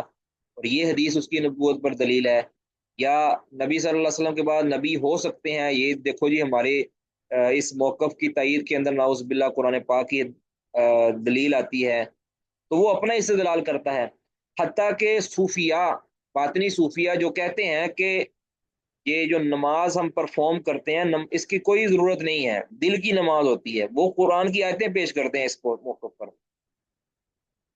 تو اس کا یہ مطلب یہ ہے کہ اعتصام بالکتابی و سنت تو ہے، قرآن و سنت سے استدلال تو کرنا ہے، لیکن استدلال کا جو طریقہ ہے، جو اخذ کا طریقہ ہے، وہ بھی قرآن اور سنت والا ہی ہونا چاہیے۔ اب قرآن کی تفسیر اور تعبیر وہی معتبر ہوگی جو نبی صلی اللہ علیہ وسلم نے بیان کی، صحابہ نے بیان کی، تابعین میں اور محدثین نے بیان کی۔ اس کے بعد اگر کوئی ان کے خلاف کوئی قرآن پاک کی تفسیر بیان کرتا ہے تو وہ تفسیر نہیں ہوگی، وہ تحریف ہوگی، یاد رکھیں، ٹھیک ہے۔ ہر وہ معنی جس کو صحابہ نے اختیار کیا، تابعین نے اختیار کیا، تبا تابعین نے اختیار کیا، محدثین نے اختیار کیا، اگر کوئی کل کو اٹھ کر کوئی مفسر بن کر ان صحابہ تابعین تبا تابعین کے اختیار کردہ معنی کے خلاف کوئی معنی کرے کسی آیت کا، تو ہم کہیں گے کہ یہ کوئی دین کی خدمت نہیں، یہ کوئی استدلال نہیں ہے۔ وہ آیات، وہ احادیث تو صحیح ہیں، وہ حق ہیں، لیکن ان کا جو استدلال ہے یہ بالکل خطا ہے۔ تو اس کو ہم کذاب اور جھوٹا تو کہہ سکتے ہیں، لیکن قطعاً اس کو قرآن کی خدمت نہیں کہہ سکتے۔ تو اس لیے ہر بندہ جو منہ اٹھا کے کہہ دیتا ہے نا یہ میری دلیل قرآن کی یہ ہے، میرے پاس قرآن کی دلیل ہے، میرے پاس حدیث کی دلیل ہے، اس کی بات سنی نہیں جائے گی جب تک کہ اس کے پاس تائید نہیں ہوتی سلف صالحین کی، صحابہ کی، تابعین کی، محدثین کی فہم کی تائید نہیں ہوتی، کیونکہ یہی ایسا واحد بند ہے۔ ورنہ دنیا کائنات کے اندر کوئی بھی ایسا مسلمان نہیں ہے جو کہتا ہو کہ میں قرآن کو نہیں مانتا یا حدیث کو نہیں مانتا۔ جو مسلمان ہے وہ سمجھتا ہے کہ قرآن بھی حق ہے، حدیث بھی حق ہے۔ اب اختلاف کیوں ہوا ہے؟ اختلاف ہوا ہے کہ جب اس نے اپنے معنی بنانے شروع کر دیے، جب اس نے حدیث کو اپنے معنی پہنانے شروع کر دیے، اپنے اصول وضع کر لیے حدیث کو قبول یا رد کرنے کے، تب اختلاف پیدا ہوا۔ تو قرآن کے بارے میں تو ہم نے یعنی اس میں سارا قرآن ہی حق ہے، اس میں تو کوئی شبہ نہیں ہے، اور اس کی تفسیر جو ہے وہ ہم نے صحابہ سے لینی ہے، تابعین سے لینی ہے، تبع تابعین سے لینی ہے، ٹھیک ہے۔ بالخصوص ان کی جو اتفاقی اور اجماعی تعبیر ہے اس کے خلاف بالکل بھی نہیں کر سکتے۔ اور رہ گیا حدیث، حدیث کے اندر پھر ہم نے ایک تو حدیث کا معنی مفہوم ان سے لینا ہے، محدثین سے، تابعین سے، صحابہ سے۔ دوسرا کیا ہے کہ اس کو صحیح اور غلط جو اس کے اندر ہے اس کی جو چیک کرنے کے اصول ہیں وہ بھی ہم نے محدثین اور تابعین سے، صحابہ کرام سے لینے ہیں۔ اس کی خلاف ورزی ہم اپنے اصول نہیں وضع کر سکتے، جس طرح کے بہت سے مقلدین نے کر لیے ہیں جی، خبر واحد حجت نہیں ہوتی، ایک بندہ روایت کرے تو وہ قبول نہیں ہوتا، اگر وہ قیاس کے خلاف آ جائے تو اس کو رد کر دیا جائے گا، اگر وہ قرآن کے ظاہر کے خلاف آ جائے تو اس کو رد۔ یہ بالکل باطل اصول ہیں، محدثین کے ہاں یہ اصول نہیں پائے جاتے۔ سمجھ آ گئی جی؟ کسی کا کوئی سوال ہے اس جہاں تک تو وہ کر سکتے ہیں۔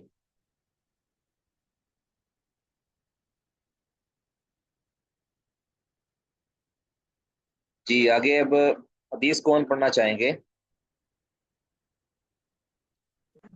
السلام علیکم ورحمۃ اللہ وبرکاتہ۔ وعلیکم السلام ورحمۃ استاد محترم میں پڑھوں گا انشاءاللہ۔ اللہ، جی پڑھیں، جزاکم اللہ خیرہ۔ کتاب الاعتصام بالکتاب والسنہ، وقال اچھا ایک حدثنا اور بات، حمیدی۔ یہاں پہ ایک اور بات قابل غور ہے کہ امام بخاری رحمہ اللہ یہ ایک کتاب، اس طرح یہ صحیح بخاری ان کی کتاب ہے نا، الادب المفرد ان کی کتاب ہے، خلق و افعال العباد ان کی کتاب، مختلف ان کی کتابیں ہیں، ان کی ایک بڑی کتاب کتاب الاعتصام بالکتاب والسنہ بھی تھی۔ اس کا خلاصہ انہوں نے پھر یہاں جو ہے نا ایک کتاب کی صورت میں بیان کر دیا ہے۔ باقی ان کی یہ بہت بڑی ایک کتاب تھی، معلوم اس طرح ہوتا ہے کہ اس کا اشارہ انہوں نے دیا ہے یہاں کہ ان کی ایک بڑی کتاب تھی، تو اس کا خلاصہ پھر انہوں نے چند یعنی 100 حدیث کی صورت میں یہاں جمع کر دی ہے، ٹھیک ہے۔ کیا نا جس طرح تو امام بعد میں بخاری رحمہ جملہ اللہ کی کتاب خلق و افعال العباد ہے، جس طرح امام بخاری کی کتاب صحیح بخاری ہے، التاریخ الکبیر ہے، التاریخ الصغیر ہے، التاریخ الاوسط ہے، اس طرح امام بخاری کی کتاب الادب المفرد ہے، جز رفع الیدین ہے، جز القرات ہے، جس طرح یہ امام بخاری کی الگ الگ کتابیں ہیں نا، ایک کتاب ان کی الاعتصام بھی تھی، کتاب الاعتصام، اس کا پھر انہوں نے چند حدیثیں اس میں سے یعنی 100 کے قریب حدیثیں انہوں نے پھر یہاں بھی ذکر کر دی. ٹھیک ہے جی. وقال حدثنا الحميدي حدثنا سفيان عن مسعر وغيرهم عن قيس بن مسلم عن طارق بن شهاب قال قال رجل من اليهود لعمر يا أمير المؤمنين لو أن علينا نزلت هذه الآية اليوم أكملت لكم دينكم وأتممت عليكم نعمتي ورضيت لكم الإسلام دينا لاتخذنا ذلك اليوم عيدا. فقال عمر إني لأعلم أي يوم نزلت هذه الآية. أي يوم نزلت أي يوم أي يوم نزلت نزلت أي يوم نزلت هذه الآية. نزلت يوم عرفة في يوم جمعة سمي سفيان بن مسعر ومسعر قيس وقيس طارق. جی جی. قال رجل، طارق بن شہاب کہتے ہیں قال رجل من اليهود لعمر، یہ طارق بن شہاب جو ہیں رویتاً صحابی ہیں، یہ صحابی صغیر ہیں. کہتے ہیں قال رجل من اليهود، یہودیوں میں سے ایک بندے نے کہا عمر رضی اللہ تعالیٰ عنہ کو، یا امیر المومنین، اے امیر المومنین، لو ان علینا نزلت هذه الآیہ، اگر ہم پر یہ آیت نازل ہوتی نا. کون سی آیت؟ یعنی ہم یہودیوں پر یہ آیت نازل ہوتی نا، الیوم اکملت لکم دینکم واتممت علیکم نعمتی، کہ آج کے روز ہم نے تم پر پارا دین تمام کر دیا، مکمل کر دیا، وہ اپنی نعمت تم پر تمام کر دی ہے، ہمارے لیے اسلام کو بطور دین پسند کر لیا ہے. اگر یہ آیت ہم پر نازل ہوئی ہوتی تو لتخذنا ذالک الیوم عیدا، تو ہم اس دن کو عید بنا لیتے. ٹھیک ہے. وقال عمر رضی اللہ تعالیٰ نے فرمایا کہ انی لأعلم ای یوم نزلت هذه الآیہ، میں اچھی طرح جانتا ہوں کہ یہ کس دن یہ آیت نازل ہوئی تھی. نازلت یوم عرفہ، یہ عرفہ کے دن نازل ہوئی تھی آیت، یعنی 9 ذوالحجہ کو یہ آیت نازل ہوئی تھی. اور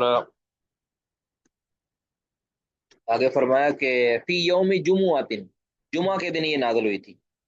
کہ یعنی عمر رضی اللہ عنہ نے فرمایا کہ ہمیں یہ نہیں ہے کہ اس آیت کی نزول کا نہیں پتا یا اس دن کا نہیں پتا جس دن یہ نازل ہوئی تھی، پھر بھی اس کے باوجود انہوں نے اس دن کو عید نہیں بنایا. کیا تو اس کے پیچھے کوئی وجہ تھی کہ عید کا دن اس کو نہیں بنایا تھا. باقی اس آیت کے نزول کا ہمیں پتہ ہے. امام بخاری فرماتے ہیں سمیع سفیان، یعنی سفیان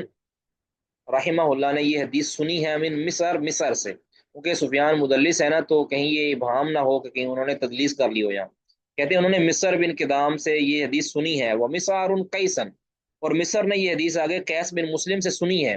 وہ قیس طارق، اور قیس بن مسلم نے یہ حدیث طارق بن شہاب سے سنی ہے.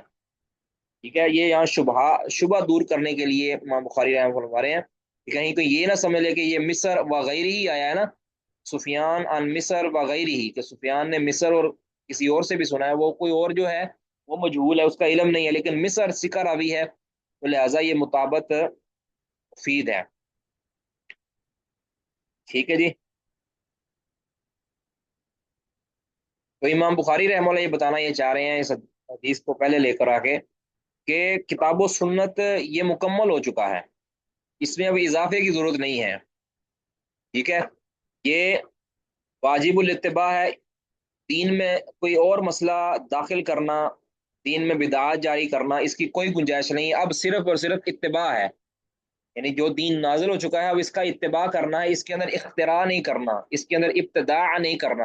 یعنی اس میں بدعات جاری نہیں کرنی، بلکہ اس کے اندر صرف اب اتباع اور اس کی جو اطاعت اور فرما برداری کرنی ہے، اس کا احتسام کرنا ہے، اس کے علاوہ کچھ بھی باقی نہیں رہا. جی آگے جی اگلی حدیث. السلام علیکم ورحمۃ اللہ. وعلیکم السلام. جی طارق بتاؤ، یہ جو طارق بن شہاب ہے، یہ ان سے مرسل روایات بھی نہیں آتی جو جی. ڈائریکٹ نبی صلی اللہ علیہ وسلم سے روایت کرتے ہیں؟ طارق بن شہاب سے تابعی ہے نا؟ یہ نہیں، یہ صغیر سے آپ بھی ہیں، ان کا رسول اللہ صلی اللہ علیہ وسلم سے انہوں نے سنا نہیں ہے کچھ بھی، یاد رکھیں. انہوں محاذر نے محاذر میں انہوں نے رسول اللہ صلی اللہ علیہ وسلم سے خزرم، ملاقات ہوئی ہے؟ بالکل چھوٹے تھے نا جب نبی صلی اللہ علیہ وسلم، ہاں، ملاقات ہوئی ہے؟ اس کو کہتے ہیں رویتن سے ابھی سمجھیں یہ بات. رویتن سے ابھی کا مطلب یہ ہوتا ہے کہ صرف بچپن، ایسا بچپن تھا بالکل چھوٹے سے تھے، نبی صلی اللہ علیہ وسلم کا دیدار کیا، صحابی والی جو فضیلت ہے وہ حاصل ہو گئی، لیکن اتنے چھوٹے تھے جیسے 2 یا 3 سال کا بچہ ہوتا ہے. اب انہوں نے رسول اللہ صلی اللہ علیہ وسلم کو دیکھ لیا، آپ کی صحبت اختیار کر لی، تو صحابی تو بن گئے، لیکن رویتن صحابی تھے، صرف دیکھنے کی حد تک تھے. ٹھیک ہے، آپ صلی اللہ علیہ وسلم سے کچھ سننا، کوئی آپ کے دروس سننا، کوئی آپ کے پاس علم سیکھنا، ایسا نہیں کر پائے. اور بیشتر ان کا جو ذخیرہ یا حدیث ہے جو انہوں نے روایت کیا ہے وہ صحابہ سے ہے. ٹھیک ہے، اس وجہ سے ان کی ڈائریکٹ رسول اللہ صلی اللہ علیہ وسلم سے کوئی بھی روایت نہیں ہے، یا ہے تو وہ منقطع ہوگی، وہ یعنی درمیان میں صحابی کا واسطہ ہوگا ضرور. ٹھیک ہے جی.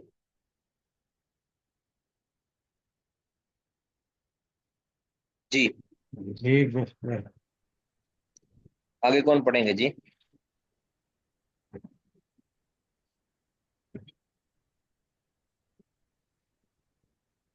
میں ہی پڑھوں پھر. جی آپ ہی پڑھ لیں گے. وقال حدثنا يحيى بن بكير حدثنا الليث عن بكير عن ابن شهاب أخبرني أنس بن مالك أنه سمع عمر، عمر الغد عمر ہاں الغد جی، الغدا. الغداء حين بايع المسلمون أبا بكر واستوى على منبر رسول الله صلى الله عليه وآله وسلم تشهد قبل أبي بكر فقال أما بعد فاختار الله لرسوله صلى الله عليه وسلم الذي عنده ولا الذي عندك وهذا الكتاب الذي هدى الله به رسولكم فخذوا به تهتدوا وإنما هدى الله به رسوله. جی، انس بن مالک رضی اللہ تعالیٰ عنہ بیان کرتے ہیں کہ انہو سمع عمر، کہ انہوں نے عمر رضی اللہ تعالیٰ عنہ کو سنا، الغدا، دوسرے دن، یعنی نبی صلی اللہ علیہ وسلم کی وفات کے دوسرے دن. الغدا سے مراد یعنی وفات کے دوسرے دن عمر رضی اللہ تعالیٰ عنہ کو سنا انس بن مالک نے، ہینا بایع المسلمون ابا بکر، کہ جب مسلمانوں نے ابوبکر رضی اللہ تعالیٰ عنہ کی بیعت کی، اس ٹائم عمر رضی اللہ تعالیٰ عنہ نے سنا انہوں نے. تو اب وستوى علی ممبر رسول اللہ صلی اللہ علیہ وسلم، یہ عمر رضی اللہ تعالیٰ عنہ رسول اللہ صلی اللہ علیہ وسلم کے ممبر پر کھڑے ہوئے، تشہد قبل ابی بکر، اور ابو بکر رضی اللہ تعالیٰ عنہ کے خطبہ دینے سے پہلے انہوں نے خطبہ دیا. عمر رضی اللہ تعالیٰ عنہ نے کوئی خطبہ دیا، تشہد مطلب خطبہ دیا. فقال، اور کہا، اما بعد، اما بعد کہا، فختارا، اور یہ فرمایا کہ فختار اللہ لرسولہ، عمر رضی اللہ تعالیٰ نے خطبے میں یہ فرمایا کہ اللہ تعالیٰ نے پسند کر لیا ہے اپنے رسول کے لیے، الذی عندہ، اس چیز کو، اس فضیلت کو یا اس مقام مرتبے کو، الذی عندہ، جو اللہ کے ہاں، یا اس ان نعمتوں کو اپنے رسول کے لیے پسند کر لیا ہے جو اللہ کے ہاں ہے، الذی، ان نعمتوں پر، عندکم، جو تمہارے پاس ہے، یعنی اللہ کے رسول کو تمہارے پاس جو کچھ ہے اس پر اللہ نے ترجیح دی ہے اپنے پاس موجود نعمتوں کو. ٹھیک ہے، خلاصہ یہ ہے کہ اللہ تعالیٰ نے اپنے نبی کو دنیا سے نکال کر اب آخرت کے اندر اللہ تعالیٰ لیا ہے، اپنے پاس بلا لیا ہے تمہارے پاس سے. وَهَذَا الْكِتَابُ الَّذِي هَدَى اللَّهُ بِهِ رَسُولَكُمْ، اور یہ کتاب، الذی هدى اللہ به رسولکم، کہ جس کے ذریعے اللہ نے اپنے رسول کی رہنمائی کی ہے، یعنی یہ اللہ کے رسول تو چلے گئے ہیں لیکن یہ کتاب تو چھوڑ کر گئے ہیں، یہ کتاب ہے جس کے ذریعے اللہ نے اپنے رسول کی رہنمائی کی ہے. فخذوا به تهتدوا، اس کتاب کو تھام لو تم ہدایت پالو گے. تم بھی ہدایت پا جاؤ گے، تم بھی ہدایت پر رہو گے، تم بھی رہنمائی پالو گے۔ وَإِنَّمَا هَدَى اللَّهُ بِهِ رَسُولَهُ، کیونکہ اللہ نے اس کتاب کے ذریعے اپنے رسول کی رہنمائی کی ہے، یعنی ایک رہنما کتاب ہے، لہذا اس کتاب کو تم لازم پکڑ لو، اس کتاب کو حرز جاں بنا لو، یہ علم کا خزانہ ہے، اس کو سیکھو، اس کو اپنا رہنما بناؤ، اپنا امام اور پیشوا بناؤ، کیونکہ رسول اللہ صلی اللہ علیہ وسلم تو تشریف لے جا چکے ہیں، اللہ کے پاس چلے گئے ہیں، لیکن کتاب ہمارے پاس موجود ہے، ٹھیک ہے، لہذا اس کو حرز جاں بنا لو۔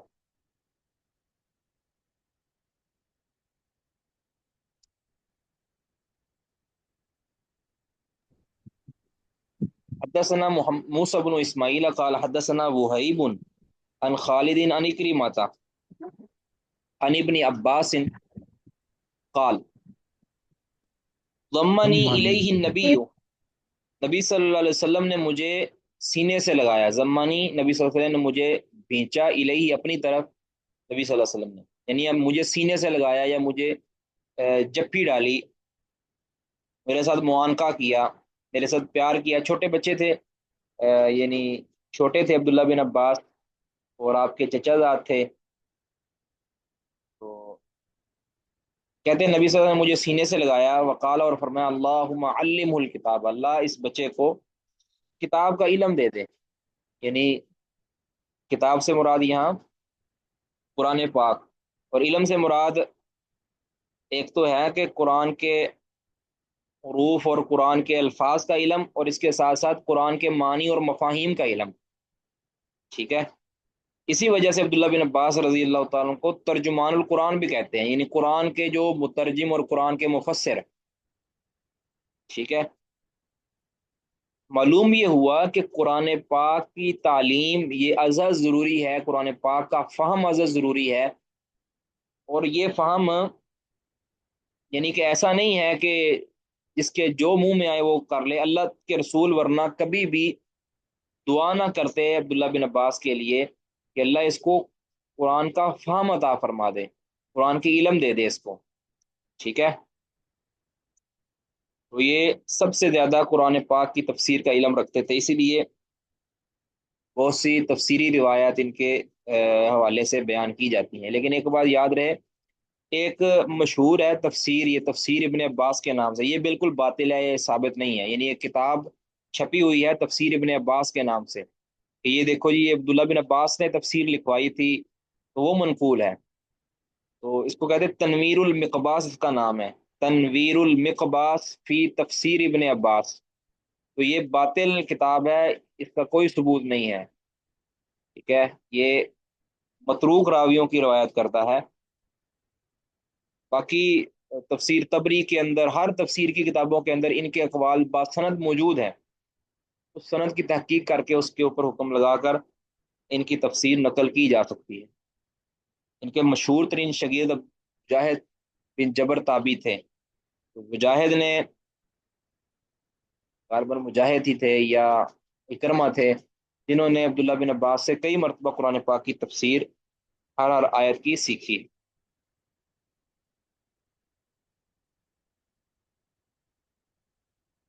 کسی کا کوئی سوال جی؟ حدثنا عبداللہ ابن صباح قال حدثنا معتمر قال سمعت عوفا، عوف الاعرابی مراد ہے یہاں، ان ابا المنہال حدثه انه سمع ابا برزہ، ابو برزہ اسلمی رضی اللہ تعالیٰ عنہ، قال کہتے ہیں ان اللہ یغنیکم، ابو برزہ اسلمی کہتے ہیں ان اللہ یغنیکم، او یا یہ کہا یغنیکم کہا، او نعاشکم یا یہ کہا نعاشکم کا لفظ بولا، تو یغنیکم کا منع ہے اللہ تعالیٰ نے تمہیں بے نیاز کر دیا ہے، بالاسلامی اسلام کے ذریعے، ومی محمدین اور محمد صلی اللہ علیہ وسلم کے ذریعے، یعنی تمہیں باقی تمام علوم سے تمہیں بے نیاز کر دیا ہے، تم اسلام پر یعنی قرآن اور سنت پر عمل کر لو اور محمد صلی اللہ علیہ وسلم کی سنت کو حرز جا بنا لو، تو تمہارے لیے کافی ہے، تم آخرت میں نجات پا جاؤ گے، تمہیں دنیا کے کسی علم کی، دنیا کے کسی مفکر کی تمہیں ضرورت نہیں ہے، تم محمد صلی اللہ علیہ وسلم کی کا اتباع کر لو، آپ کی سنت کو ارتجا بنا لو،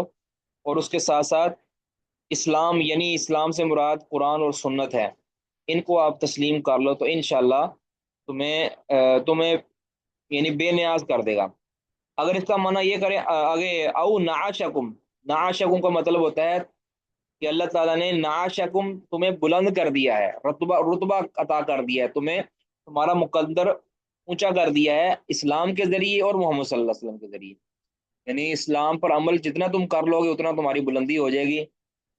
اسلام کیا ہے؟ قرآن و سنت کا نام ہے، اور محمد صلی اللہ علیہ وسلم کی اتباع کر کے اور آپ صلی اللہ علیہ وسلم کی سنت کو اپنا کے تمہیں اللہ تعالیٰ نے بلند کر دیا، ٹھیک ہے؟ تو اس کا مطلب امام بخاری یہاں لانے کا مقصد یہ ہے کہ بلندیاں اور رفع مرتبہ یہ قرآن اور سنت کو فالو کرنے میں ہے، کیا قرآن و سنت پر عمل کرنے میں ہے۔ اگر کوئی بلند ہونا چاہتا ہے، اللہ کے ہاں قدر پانا چاہتا ہے، تو وہ قرآن و سنت پر عمل کرے گا۔ تو اب یہ یہاں یغنیکم لفظ ہے یا کہ نعشکم لفظ ہے؟ تو قال ابو عبداللہ، امام بخاری فرماتے ہیں، قال ابو عبداللہ، امام بخاری فرماتے ہیں، اب یہ دلیل ہے، یہ جو نیچے آگے کال آئے گا کہ امام بخاری کی کتاب الاعتصام بھی تھی۔ تو قال ابو عبداللہ، امام بخاری فرماتے ہیں، واقع ہا ہونا، کہ اس موقع اس مقام پر، یعنی اس حدیث کے اندر واقعہ ہوا تھا، یغنیکم، واقعہ ہوا ہے یغنیکم، یعنی یغنیکم کا لفظ یہاں آیا ہے، یہاں لکھا ہوا ہے، جبکہ وہ انما ہوا ناشکم، جبکہ درست کہتے یہ ہے کہ یہ ناشکم ہے، ٹھیک ہے؟ کہتے درست یہ تھا کہ اس روایت کے اندر ناشکم درست تھا۔ تو آگے پھر کہتے ہیں کہ ینظرو فی اصل کتاب الاعتصام، کہتے ہیں ینظرو فی اصل کتاب الاعتصام، کہتے ہیں کتاب الاعتصام جو اصل کتاب ہے نا اس کی طرف دیکھا جائے گا۔ یہ جو قول ہے یہ امام بخاری کا ہے، کہتے ہیں اس کا مطلب ہے کہ امام بخاری کی کوئی الگ سے کتاب الاعتصام بھی تھی، کہتے ہیں کہ اصل نسخہ جو ہے نا اس میں دیکھا جائے تو فیصلہ صحیح کیا جا سکتا۔ باقی کہتے ہیں میرے علم کے اندر یہ ہے کہ یغنیکم جو ہے نا یہاں آیا ہے، لیکن یہاں درست بات یہ ہے کہ یہاں نعتکم کا لفظ ہے یغنیکم کی جگہ پر۔ تو ابن حجر رحمہ اللہ اسی لیے فرماتے ہیں نا کہ فتح الباری کے اندر جلد 13 صفحہ 246 پر کہتے ہیں کہ اشارہ ہے اس ینظر فی اصل کتاب الاعتصام کے اندر، اشارہ ہے کہ امام بخاری رحمہ اللہ نے الگ سے کتاب الاعتصام تصنیف کی تھی، تبھی اس کی طرف اشارہ کر رہے ہیں، اور پھر انہوں نے یہاں کتاب الاعتصام جو بخاری کے اندر قائم کیا ہے، اس میں اس اپنی بڑی کتاب سے جو وہ روایتیں جو ان کی شرط پر پوری اترتی تھی، صحیح بخاری کی شرط پر، وہ نکال کر یہاں ذکر کر دیں، جس طرح امام بخاری نے کتاب ادب المفرد نامی کتاب لکھی، اور اس کے علاوہ اور کتابیں لکھی ہیں۔ تو اس اعتبار سے امام بخاری رحمہ اللہ کی کتاب الاعتصام جو بڑی ہے وہ بھی ہوگی، اور پھر اس میں سے وہ روایتیں چن کر کے جو انہوں نے مناسب سمجھی اور جو ان کی شرط پوری اترتی تھی، انہوں نے یہاں صحیح بخاری کے اندر بھی کتاب الاعتصام کے نام سے جمع کر دی۔ تو بہرحال کہتے ہیں کہ درست لفظ کہتے ہیں کہ ناشکم ہے، باقی کہتے ہیں کتاب الاعتصام کے اصل نسخوں کو دیکھا جا سکتا ہے۔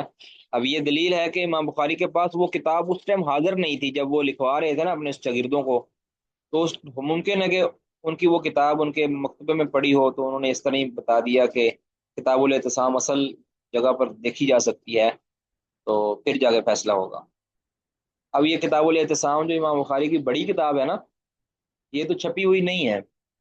یعنی یہ مفقود ہو گئی ہے کتاب۔ جی، حدثنا اسماعیل قال حدثني مالک عن عبد الله بن دینار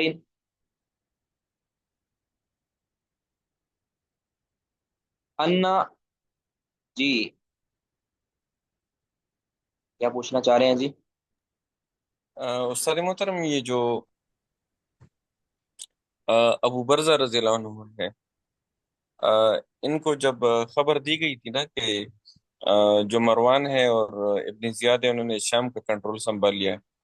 اور جو عبداللہ بن زبیر ہیں انہوں نے مکے کا کنٹرول سنبھال لیا ہے، اور جو خوارج تھے میرے خیال میں انہوں نے بصرہ کا کنٹرول سنبھال لیا، تو ابو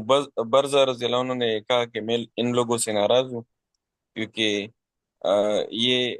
جو ہے دنیا کے لیے لڑ رہے ہیں، مطلب آ، ان کی مراد عبداللہ بن زبیر کی طرف ہے کہ یہ بھی دنیا کے لیے وہ لڑ رہے ہیں، قتال کر رہے ہیں؟ واللہ یہ عالم میرے بالصواب۔ خیال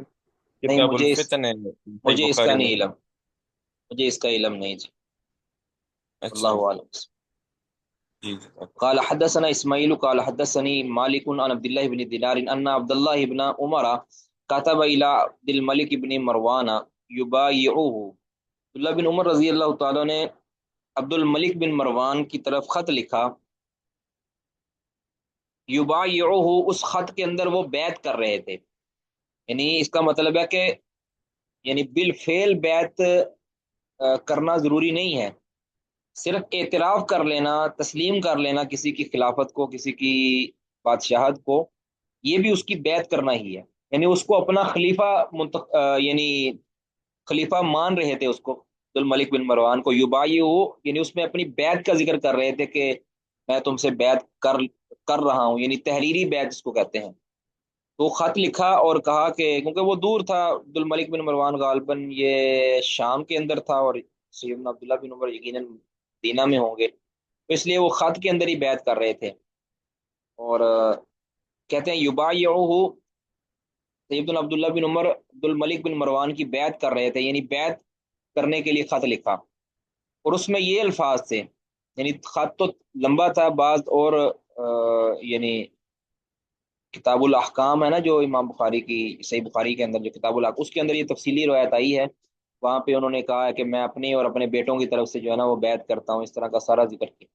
یہ بھائی ہو، اس میں پھر تفصیلی کوئی واقعہ ہے، تفصیلی بیعت کا ذکر ہے، اور پھر ساتھ یہ الفاظ بھی ہیں، وَأُقِرُّ لَكَ، اور میں اقرار کرتا ہوں تمہارے لیے، بِالسَّمْعِ وَالطَّاعَةِ، سمع و طاعت کا، یعنی تمہاری بات سنوں گا بھی اور تمہاری اطاعت بھی کروں گا، لیکن علی سنت اللہ و سنت رسولہ فی مستطاعت، کہ میں تمہاری بیعت تو سمع طاعت ضرور کروں گا، لیکن اللہ کی سنت اور اس کے رسول کی سنت پر۔ اللہ کی سنت سے مراد قرآن پاک، اور اللہ کے رسول کی سنت سے مراد حدیث، یعنی اس پر تو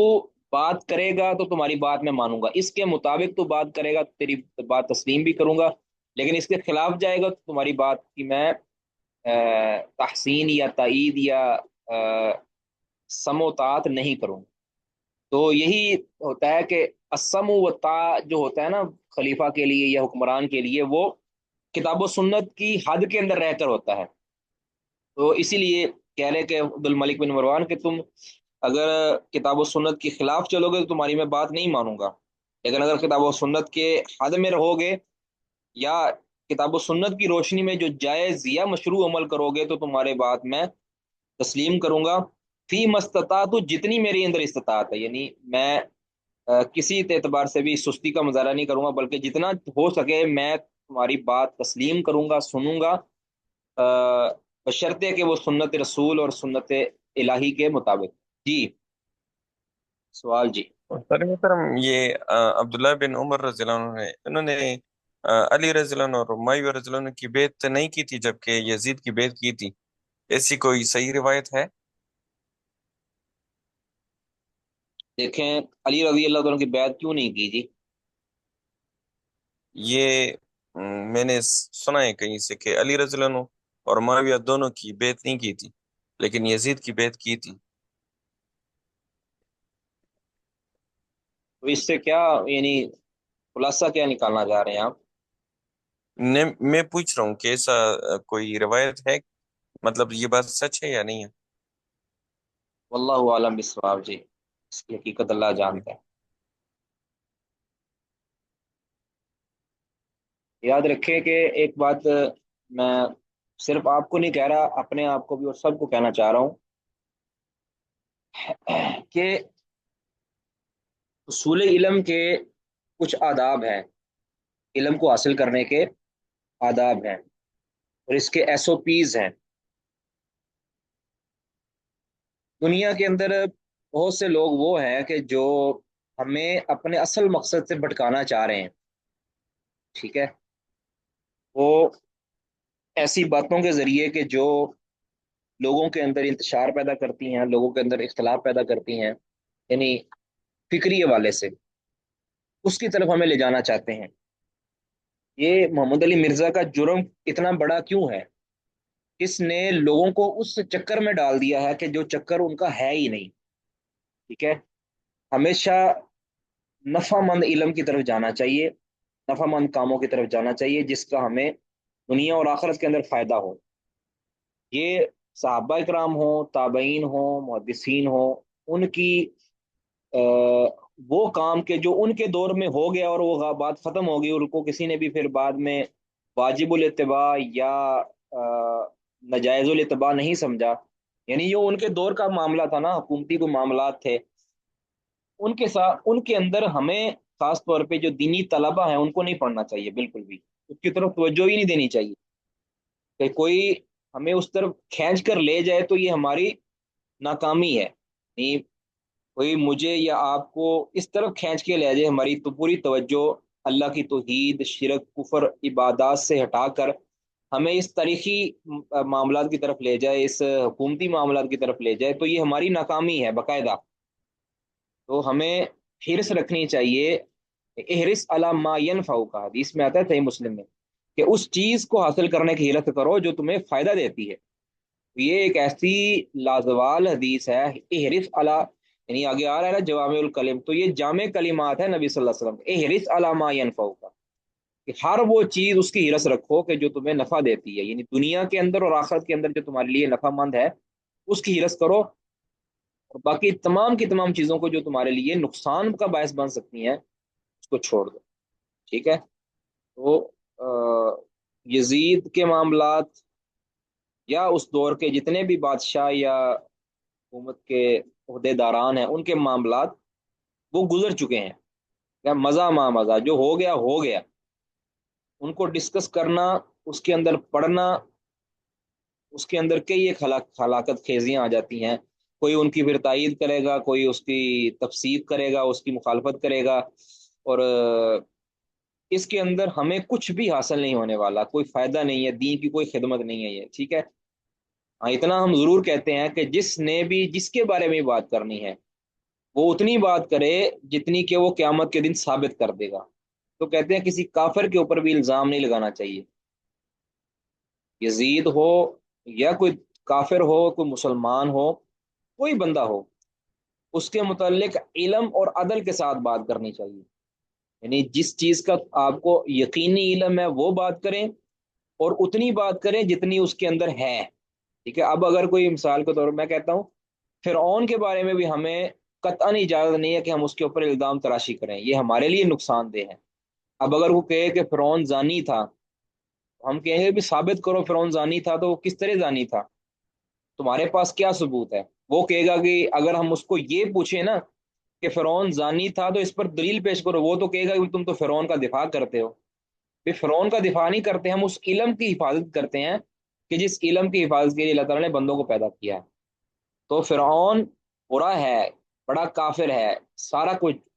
لیکن اس کے بارے میں بھی ہم نے وہی بات کرنی ہے کہ جو اس کے اندر پائی جاتی ہے اور ہمیں علم ہے۔ ہو سکتا ہے زانی ہو سکتا ہے نہ ہو، لیکن ہمارے پاس کوئی ثبوت نہیں ہے کہ فرعون زانی تھا، ابو جہل زانی تھا، ہمارے پاس کوئی ثبوت نہیں ہے، ٹھیک ہے؟ جو جیسا تھا ویسا اگر ہم نے بیان کرنا بھی ہے تو پھر وہ علم اور عقل اور عدل کے مطابق ہو، ٹھیک ہے؟ بس یہ ہے کہ جس کے بارے میں جو نظریہ رکھنا ہے تو وہ علم و عقل کے مطابق ہو، عدل کے مطابق ہو، ورنہ قیامت کے دن اس کا جو ہے نا حساب کتاب دینا، اس کو جو ہے نا ثابت کرنا وہ بہت مشکل ہو جاتا ہے، ٹھیک ہے؟ بارک اللہ فیکم اجمعین۔ جی، باب قول النبی صلی اللہ علیہ وسلم بعثت بجوامع الکلم، نبی صلی اللہ علیہ وسلم کا یہ فرمان کہ مجھے جامع کلمات کے ساتھ مبعوث کیا گیا ہے۔ جامع کلمات یعنی جس کے الفاظ کم ہو اور اس کا معنی بہت گہرا اور بہت ہی جامع ہو، ٹھیک ہے؟ الفاظ کم ہو جس حدیث کے، اور اس کے معنی بہت طویل ہو، بہت معنی خیز وہ بات ہو، تو نبی صلی اللہ علیہ وسلم کو ایسے کلمات دے دیے گئے ہیں، یعنی آپ کا یہ معجزہ ہے۔ تو یعنی آپ کے باتوں کے اندر آپ کی کچھ احادیث ایسی ہیں کہ جس کے اندر یعنی الفاظ کم ہے لیکن اس کا معنی بڑا وسیع ہے. اور یہ حدیثیں اس طرح الاربعین نووی کی، اس میں 40 حدیثیں ذکر کی گئی ہیں، 40 42 حدیثیں، وہ جامع حدیث ہے. اور بھی کئی حدیث ہیں جس طرح انما الاعمال بالنیات. اب یہ ایسی حدیث ہے کہ جس کے اوپر عمل یعنی بہت زیادہ عمل کیا جاتا ہے. حالانکہ یہ چھوٹے سے الفاظ ہیں لیکن اس کا معنی بڑا وسیع ہے، اس پر بڑی بحث ہو سکتی ہے، بڑی اس پر کتابیں لکھی جا سکتی ہیں. اور اس طرح آپ صلی اللہ علیہ وسلم کو جو حدیث دی گئی، یعنی جامع حدیث جو آپ صلی اللہ علیہ وسلم کو دی گئی ہیں وہ بہت زیادہ ہیں. ایک یہ ہے، اور ایک جس طرح پچھلے دنوں ہم نے حدیث ڈسکس کی تھی کہ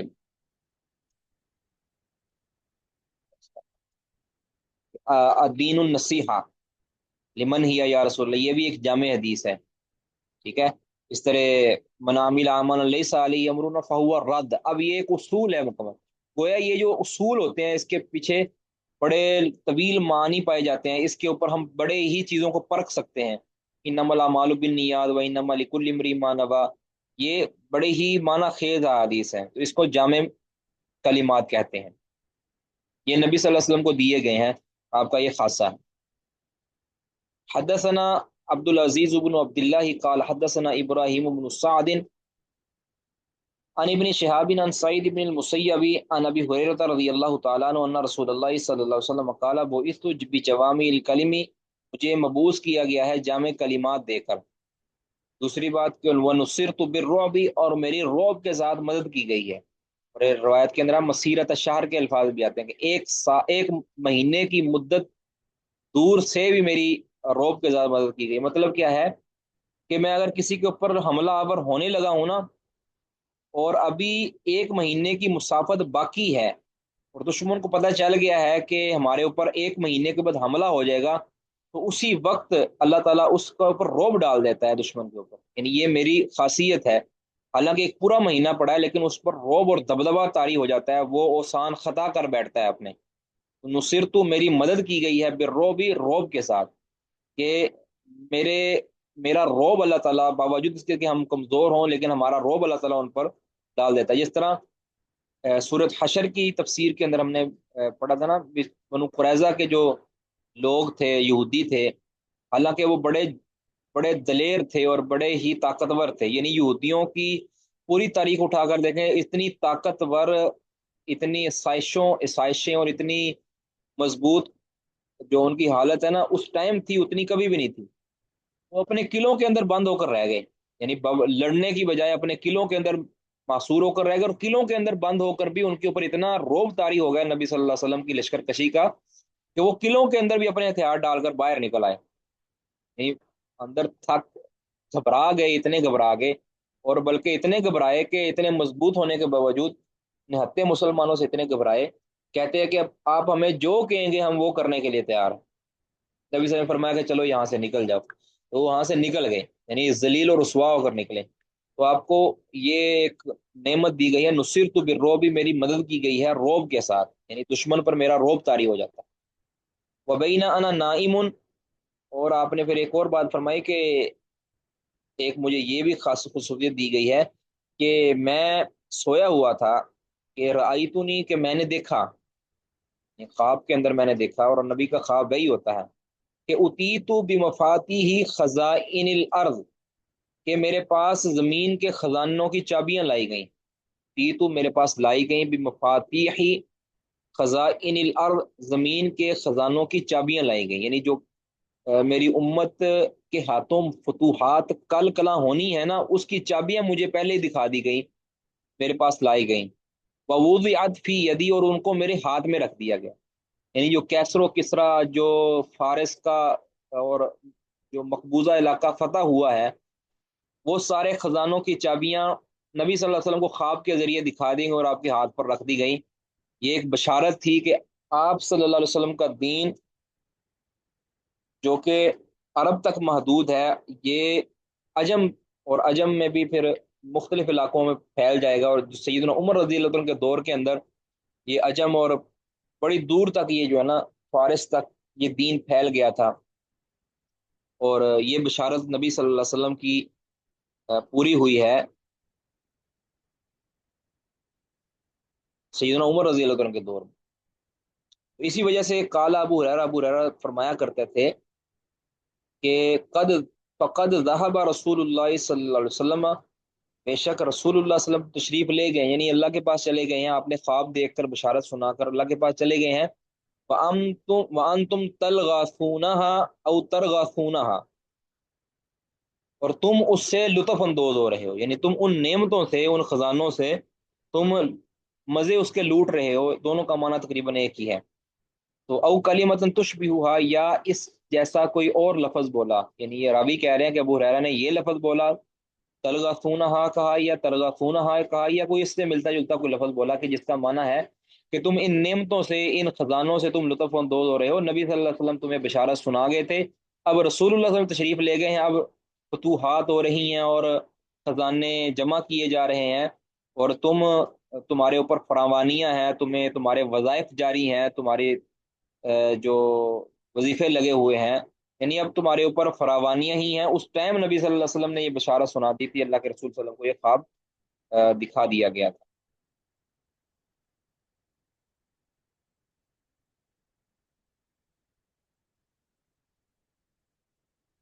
حدثنا عبد العزيز بن عبد الله قال حدثنا ليس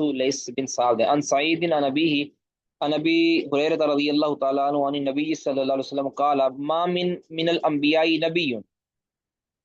کوئی بھی نبی، نبیوں میں سے کوئی بھی نبی ایسا نہیں ہے، الا مگر اوتیا من الآیاتی، اسے دی گئی ہیں نشانیاں، ما مثلہ، اتنی نشانیاں کہ جس کی مثل او مینا، اس پر ایمان لایا گیا، یعنی اس کی جتنی نشانیاں تھی اسی کے مقدار میں اس پر ایمان لایا گیا، یعنی اگر زیادہ نشانیاں تھی تو زیادہ لوگوں نے اس پر ایمان لایا، اگر کم تھی تو کم، تو او مینا اس پر ایمان لایا گیا، یعنی اس نبی پر، او یا یہ لفظ بولے کہ آمانا علیہ البشر، ان پر، اس نبی پر ایمان لائے انسان، یعنی اتنی ہی مقدار میں ان پر ایمان لائے انسان، یعنی جس قدر ان کو آیات نشانیاں دی گئی تھی اتنے ہی لوگ مومن ہوئے۔ آپ نے فرمایا انما کان الذی اوتیت وحیا، بے شک جو مجھے دیا گیا ہے وہ وحی ہے، یعنی جو مجھے سب سے بڑا معجزہ اور سب سے بڑی آیت نشانی دی گئی ہے وہ کیا ہے؟ وحی کی صورت میں دی گئی ہے، اوحا اللہ الیہ، جسے اللہ نے میری طرف وحی کیا ہے، یعنی مجھے جو سب سے بڑی قرآن اور سنت کی صورت کے اندر، وہی مطلوب اور غیر مطلوب کی صورت کے اندر مجھے سب سے بڑی جو نعمت دی گئی ہے، سب سے بڑی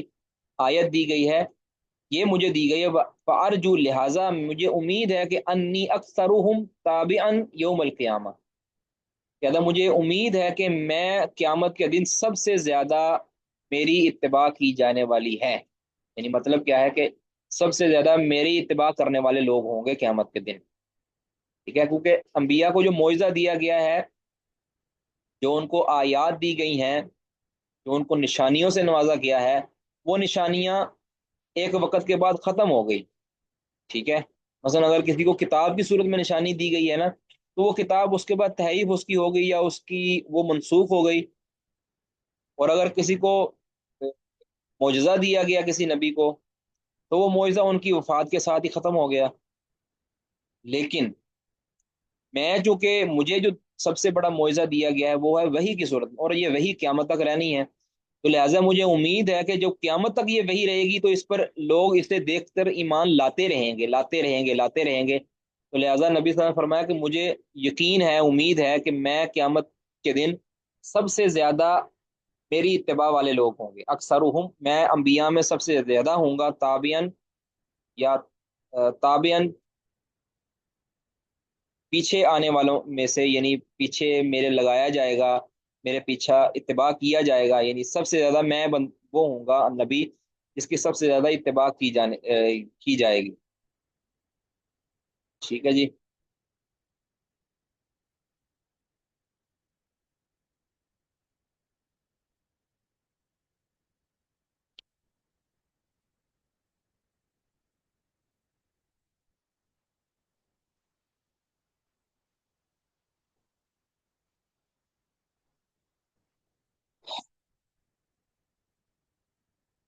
جی آگے پڑھتے ہیں جی. میں بدایت المجتہد پڑھ لیں تھوڑی سی یا کہ حدیث پڑھ لیں؟ جی بدایت المجتہد پڑھتے ہیں جی تھوڑی سی. المسألۃ الثالثہ، تیسرا مسئلہ ہے علی من تجب الصلاۃ، کہ نماز کس کس پر واجب ہے. واما علی من تجب، اور رہا یہ مسئلہ کہ کس پر نماز واجب ہے، تو فعلی المسلم البالغ، تو یہ کہتے ہیں ہر مسلمان بالغ پر نماز واجب ہے. ولا خلاف فی ذالک، اور اس بارے میں کوئی اختلاف ہی نہیں ہے، لہذا اس مسئلے میں پھر مزید بحث کی ضرورت ہی نہیں ہے کہ ہر مسلمان بالغ پر نماز فرض ہے، اس میں کسی کا کوئی اختلاف نہیں ہے. ٹھیک ہے جی. المسألۃ الرابعہ، چوتھا مسئلہ، حکم تارک الصلاۃ، نماز کو ترک کرنے والے کا حکم کیا ہے، یعنی وہ کافر ہے مسلمان ہے، اگر کافر ہے تو اس کا پھر کرنا کیا ہے. قتل کیا جائے گا، اس کو جیل میں قید کیا جائے گا، یعنی تارک نماز کا حکم کیا ہے. کہتے ہیں اما، رہا یہ مسئلہ کہ مل واجب علی من ترکھا متعمدا، کہ کیا واجب ہے اس شخص پر کہ جو اس نماز کو چھوڑتا ہے آمدن، جان بوجھ کر، یعنی جان بوجھ کر جو نماز کو ترک کرتا ہے اس پر پھر کیا واجب ہوتا ہے، یعنی اس کے اوپر کیا حکم لگتا ہے، اس کے بارے میں کیا کیا جائے گا.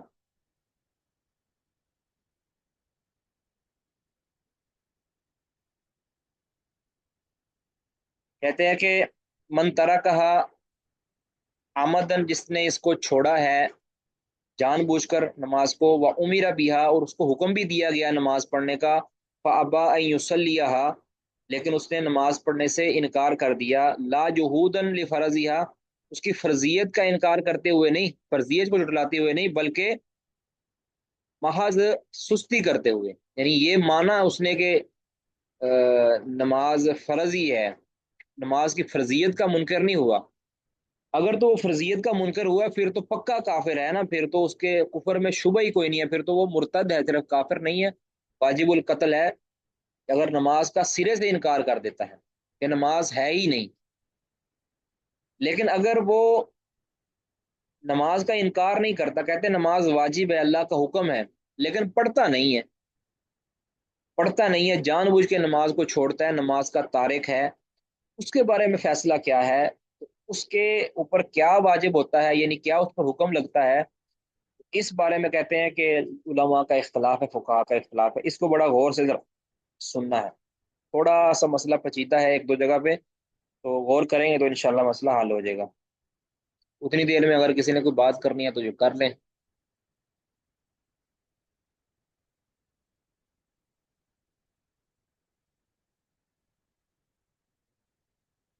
جی کہتے ہیں کہ فَإِنَّ قَوْمًا قَالُوا، اب اس صورت میں کہتے ہیں اگر وہ محض سستی کرتے ہوئے نماز کو ترک کرتا ہے تو کہتے ہیں فَإِنَّ قَوْمًا قَالُوا، تو ایک قوم نے یہ کہا ہے کہ یقتل، اسے قتل کر دیا جائے گا. اس کی سزا کیا ہے؟ قتل ہے، کہ ایسا جو نماز نہیں پڑھتا، نماز چھوڑ دیتا ہے، اس کی سزا کیا ہے؟ قتل کر دیا جائے. وقومن قالوا، اور ایک قوم کہتی ہے، ایک فقہا کی ایک جماعت کہتی ہے کہ یعذر و یحبس، اس کو تعزیر کیا جائے گا، یعنی اس کو تعزیری سزا دی جائے گی، و یحبس، اس کو قید کر لیا جائے گا. تعزیری سزا وہ حاکم وقت دے گا جو مناسب سمجھے گا. ٹھیک ہے جی.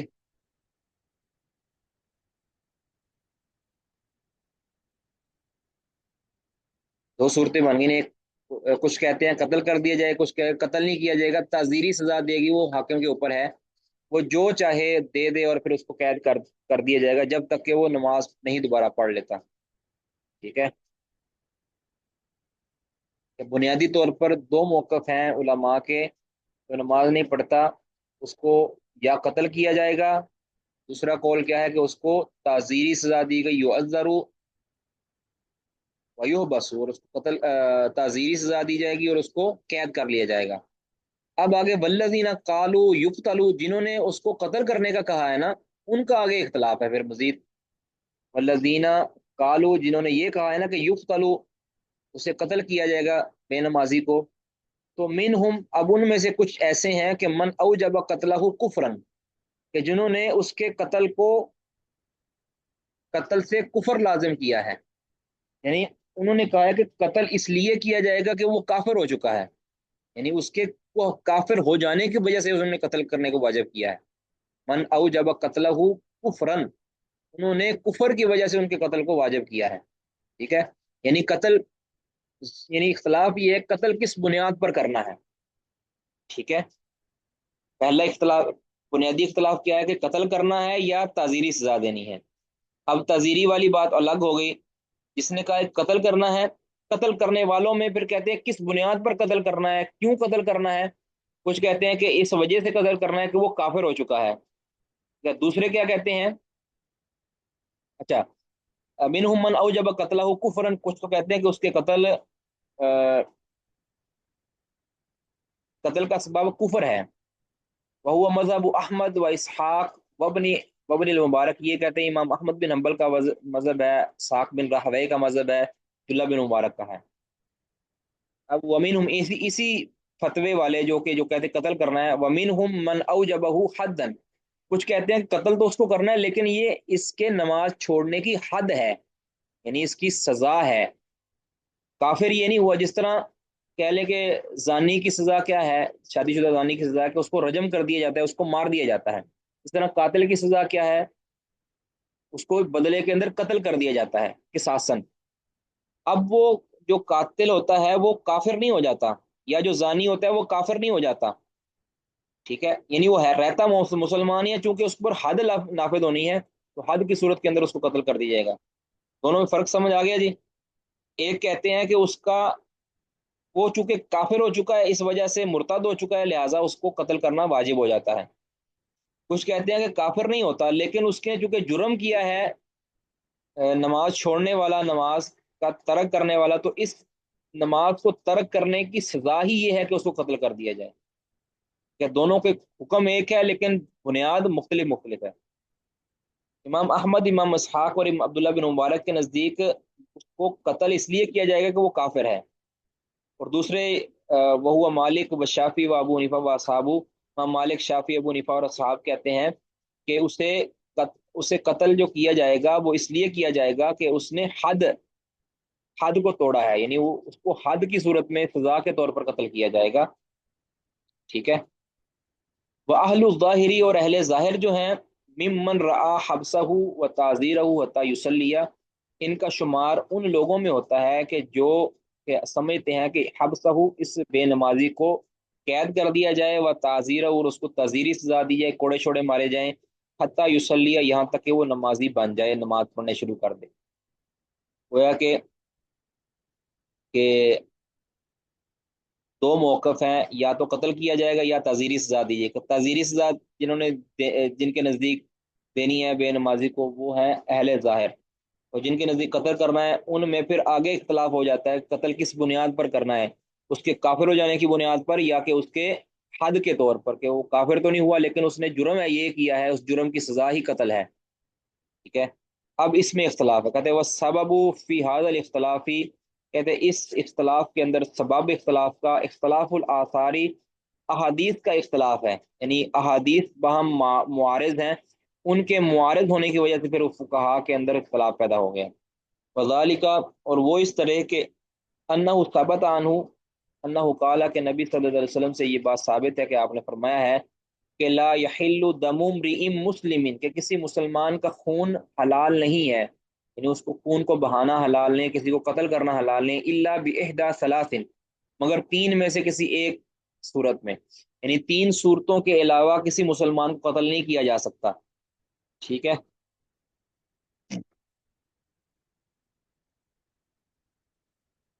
پہلی صورت کیا ہے، کفر بعد ایمان، کہ ایمان کے بعد وہ کفر کر بیٹھے، یعنی مرتد ہو جائے، دوسرے لفظوں میں کہ یعنی ایمان میں تھا، مسلمان تھا، بعد میں وہ کافر ہو گیا، مرتد ہو گیا، تو اس کو قتل کر دیا جائے گا۔ او زنن بعد احسان، یا شادی شدہ ہونے کے بعد وہ زنا کر بیٹھے، یعنی شادی شدہ ہے اور اس نے زنا کر لیا، جس کو سنگسار کہتے ہیں، پتھر مار مار کے اس پر حد نافذ کر دینی ہے، ٹھیک ہے، او قتل نفس بغیر نفس، یا تیسری صورت یہ ہے کہ اگر اس نے کسی جان کو بغیر کسی وجہ کے قتل کر دیا، قتل نفس بغیر نفس، جس نے کسی قتل کے بدلے قتل بغیر کسی قصاص کے قتل کیا ہے، ٹھیک ہے، کسی شخص کو قتل کر دیا ہے تو اس کو پھر قتل کیا جائے گا۔ اب جو کس نے قتل کیا اس نے بغیر نفس کے مطلب بغیر قصاص کے قتل کیا ہے، کہ قصاص کے اندر جو قتل کیا جائے اس کا پھر آگے قصاص نہیں ہوتا، ٹھیک ہے،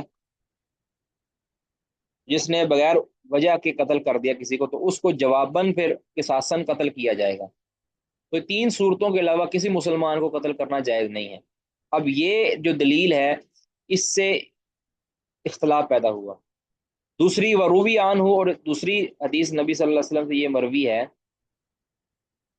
کہ من حدیثی بریدہ تھا، بریدہ اسلمی رضی اللہ عنہ کی حدیث ہے وہ،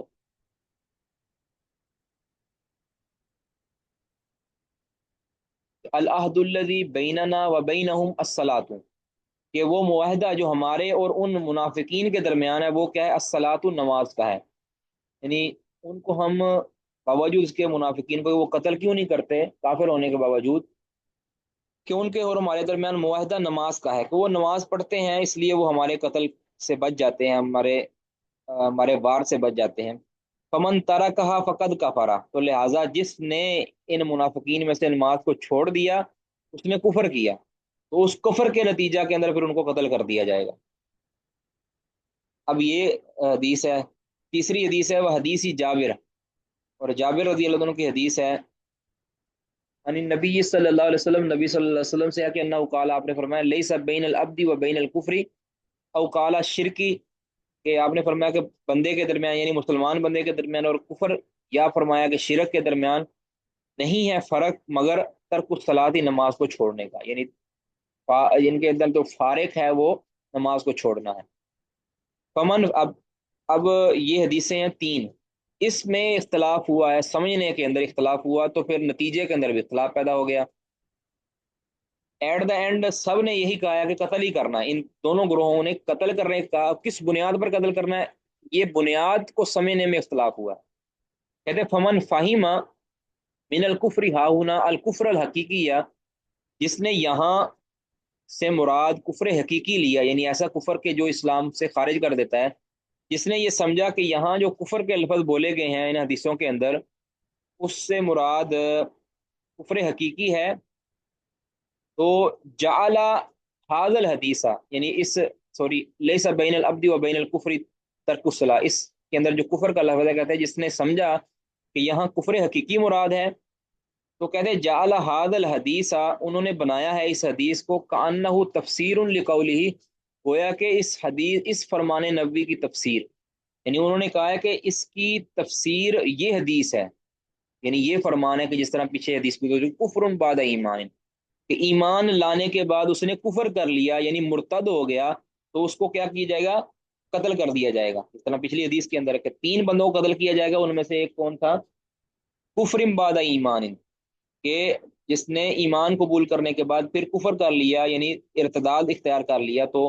گویا کہتے ہیں کہ اگر لیسا بین العبد و بین الکفری ترک الصلاۃ ہے نا، اگر یہاں کفر حقیقی مراد ہے تو پھر اس کا مطلب ہے کہ اگر کسی نے نماز چھوڑ دی تو وہ کافر ہو گیا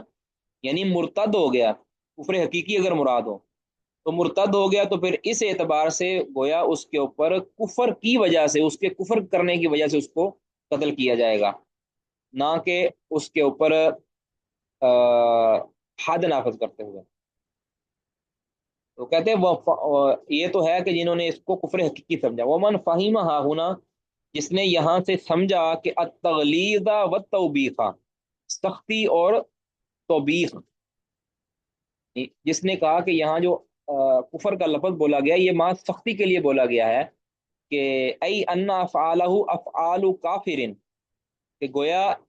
یعنی جو نماز چھوڑنا ہے یہ کافروں والے افعال ہیں، ٹھیک ہے، گویا ان افعالہ، کہ اس کے جو افعال ہیں یہ کافروں والے افعال ہیں، او وانہ فی صورت کافر، کہ یہ کافروں کی صورت میں ہے،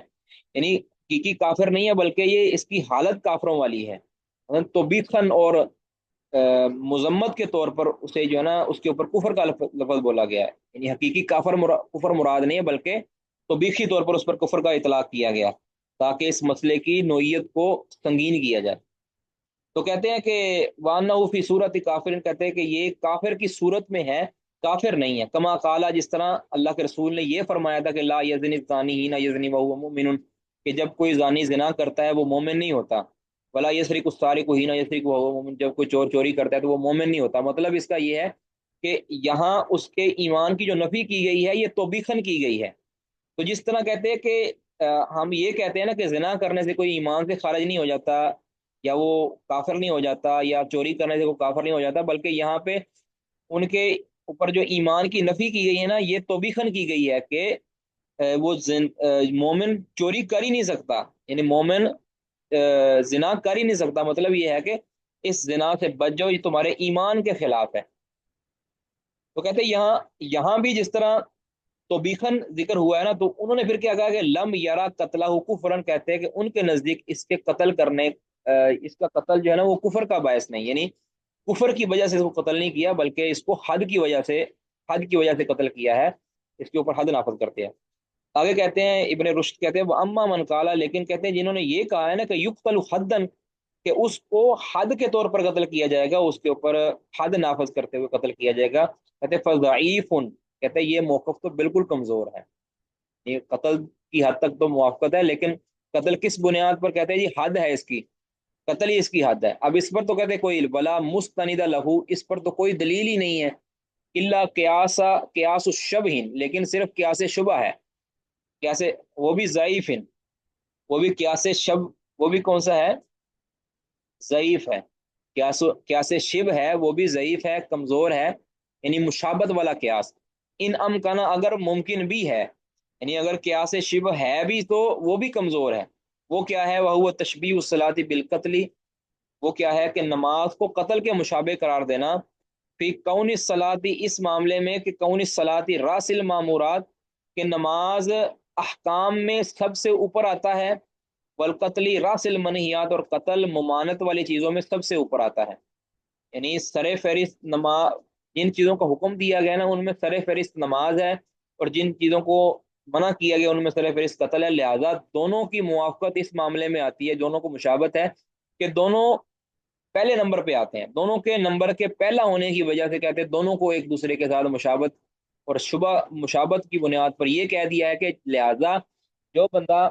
नमाज नहीं पढ़ता उसकी सज़ा कत्ल है। कहते ये तो कोई कमज़ोर सा इस्तेदलाल है और कोई बनते ही नहीं है। ठीक है,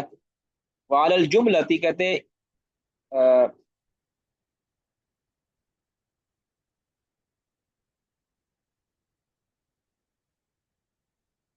अच्छा इसको हम जो है ना फिर कल पढ़ेंगे, ये लंबा है, तो फिर हमारा टाइम मुकम्मल हो चुका है। इंशाल्लाह आपने पीछे इसको दोहरा लेना है, जो हमने पढ़ा है इसको दोहरा लेना अच्छी तरह, ताकि ताज़ा रहे और अगली बात फिर हमारे समझ में आ जाए। किसी का कोई सवाल है तो वो कर लें जी। सुब्हानक अल्लाहुम्मा व बिहम्दिका, अशहदु अल्ला इलाहा इल्ला अंता, अस्तगफिरुका व अतूबु इलैक। अस्सलामु अलैकुम व रहमतुल्लाहि व बरकातुहू।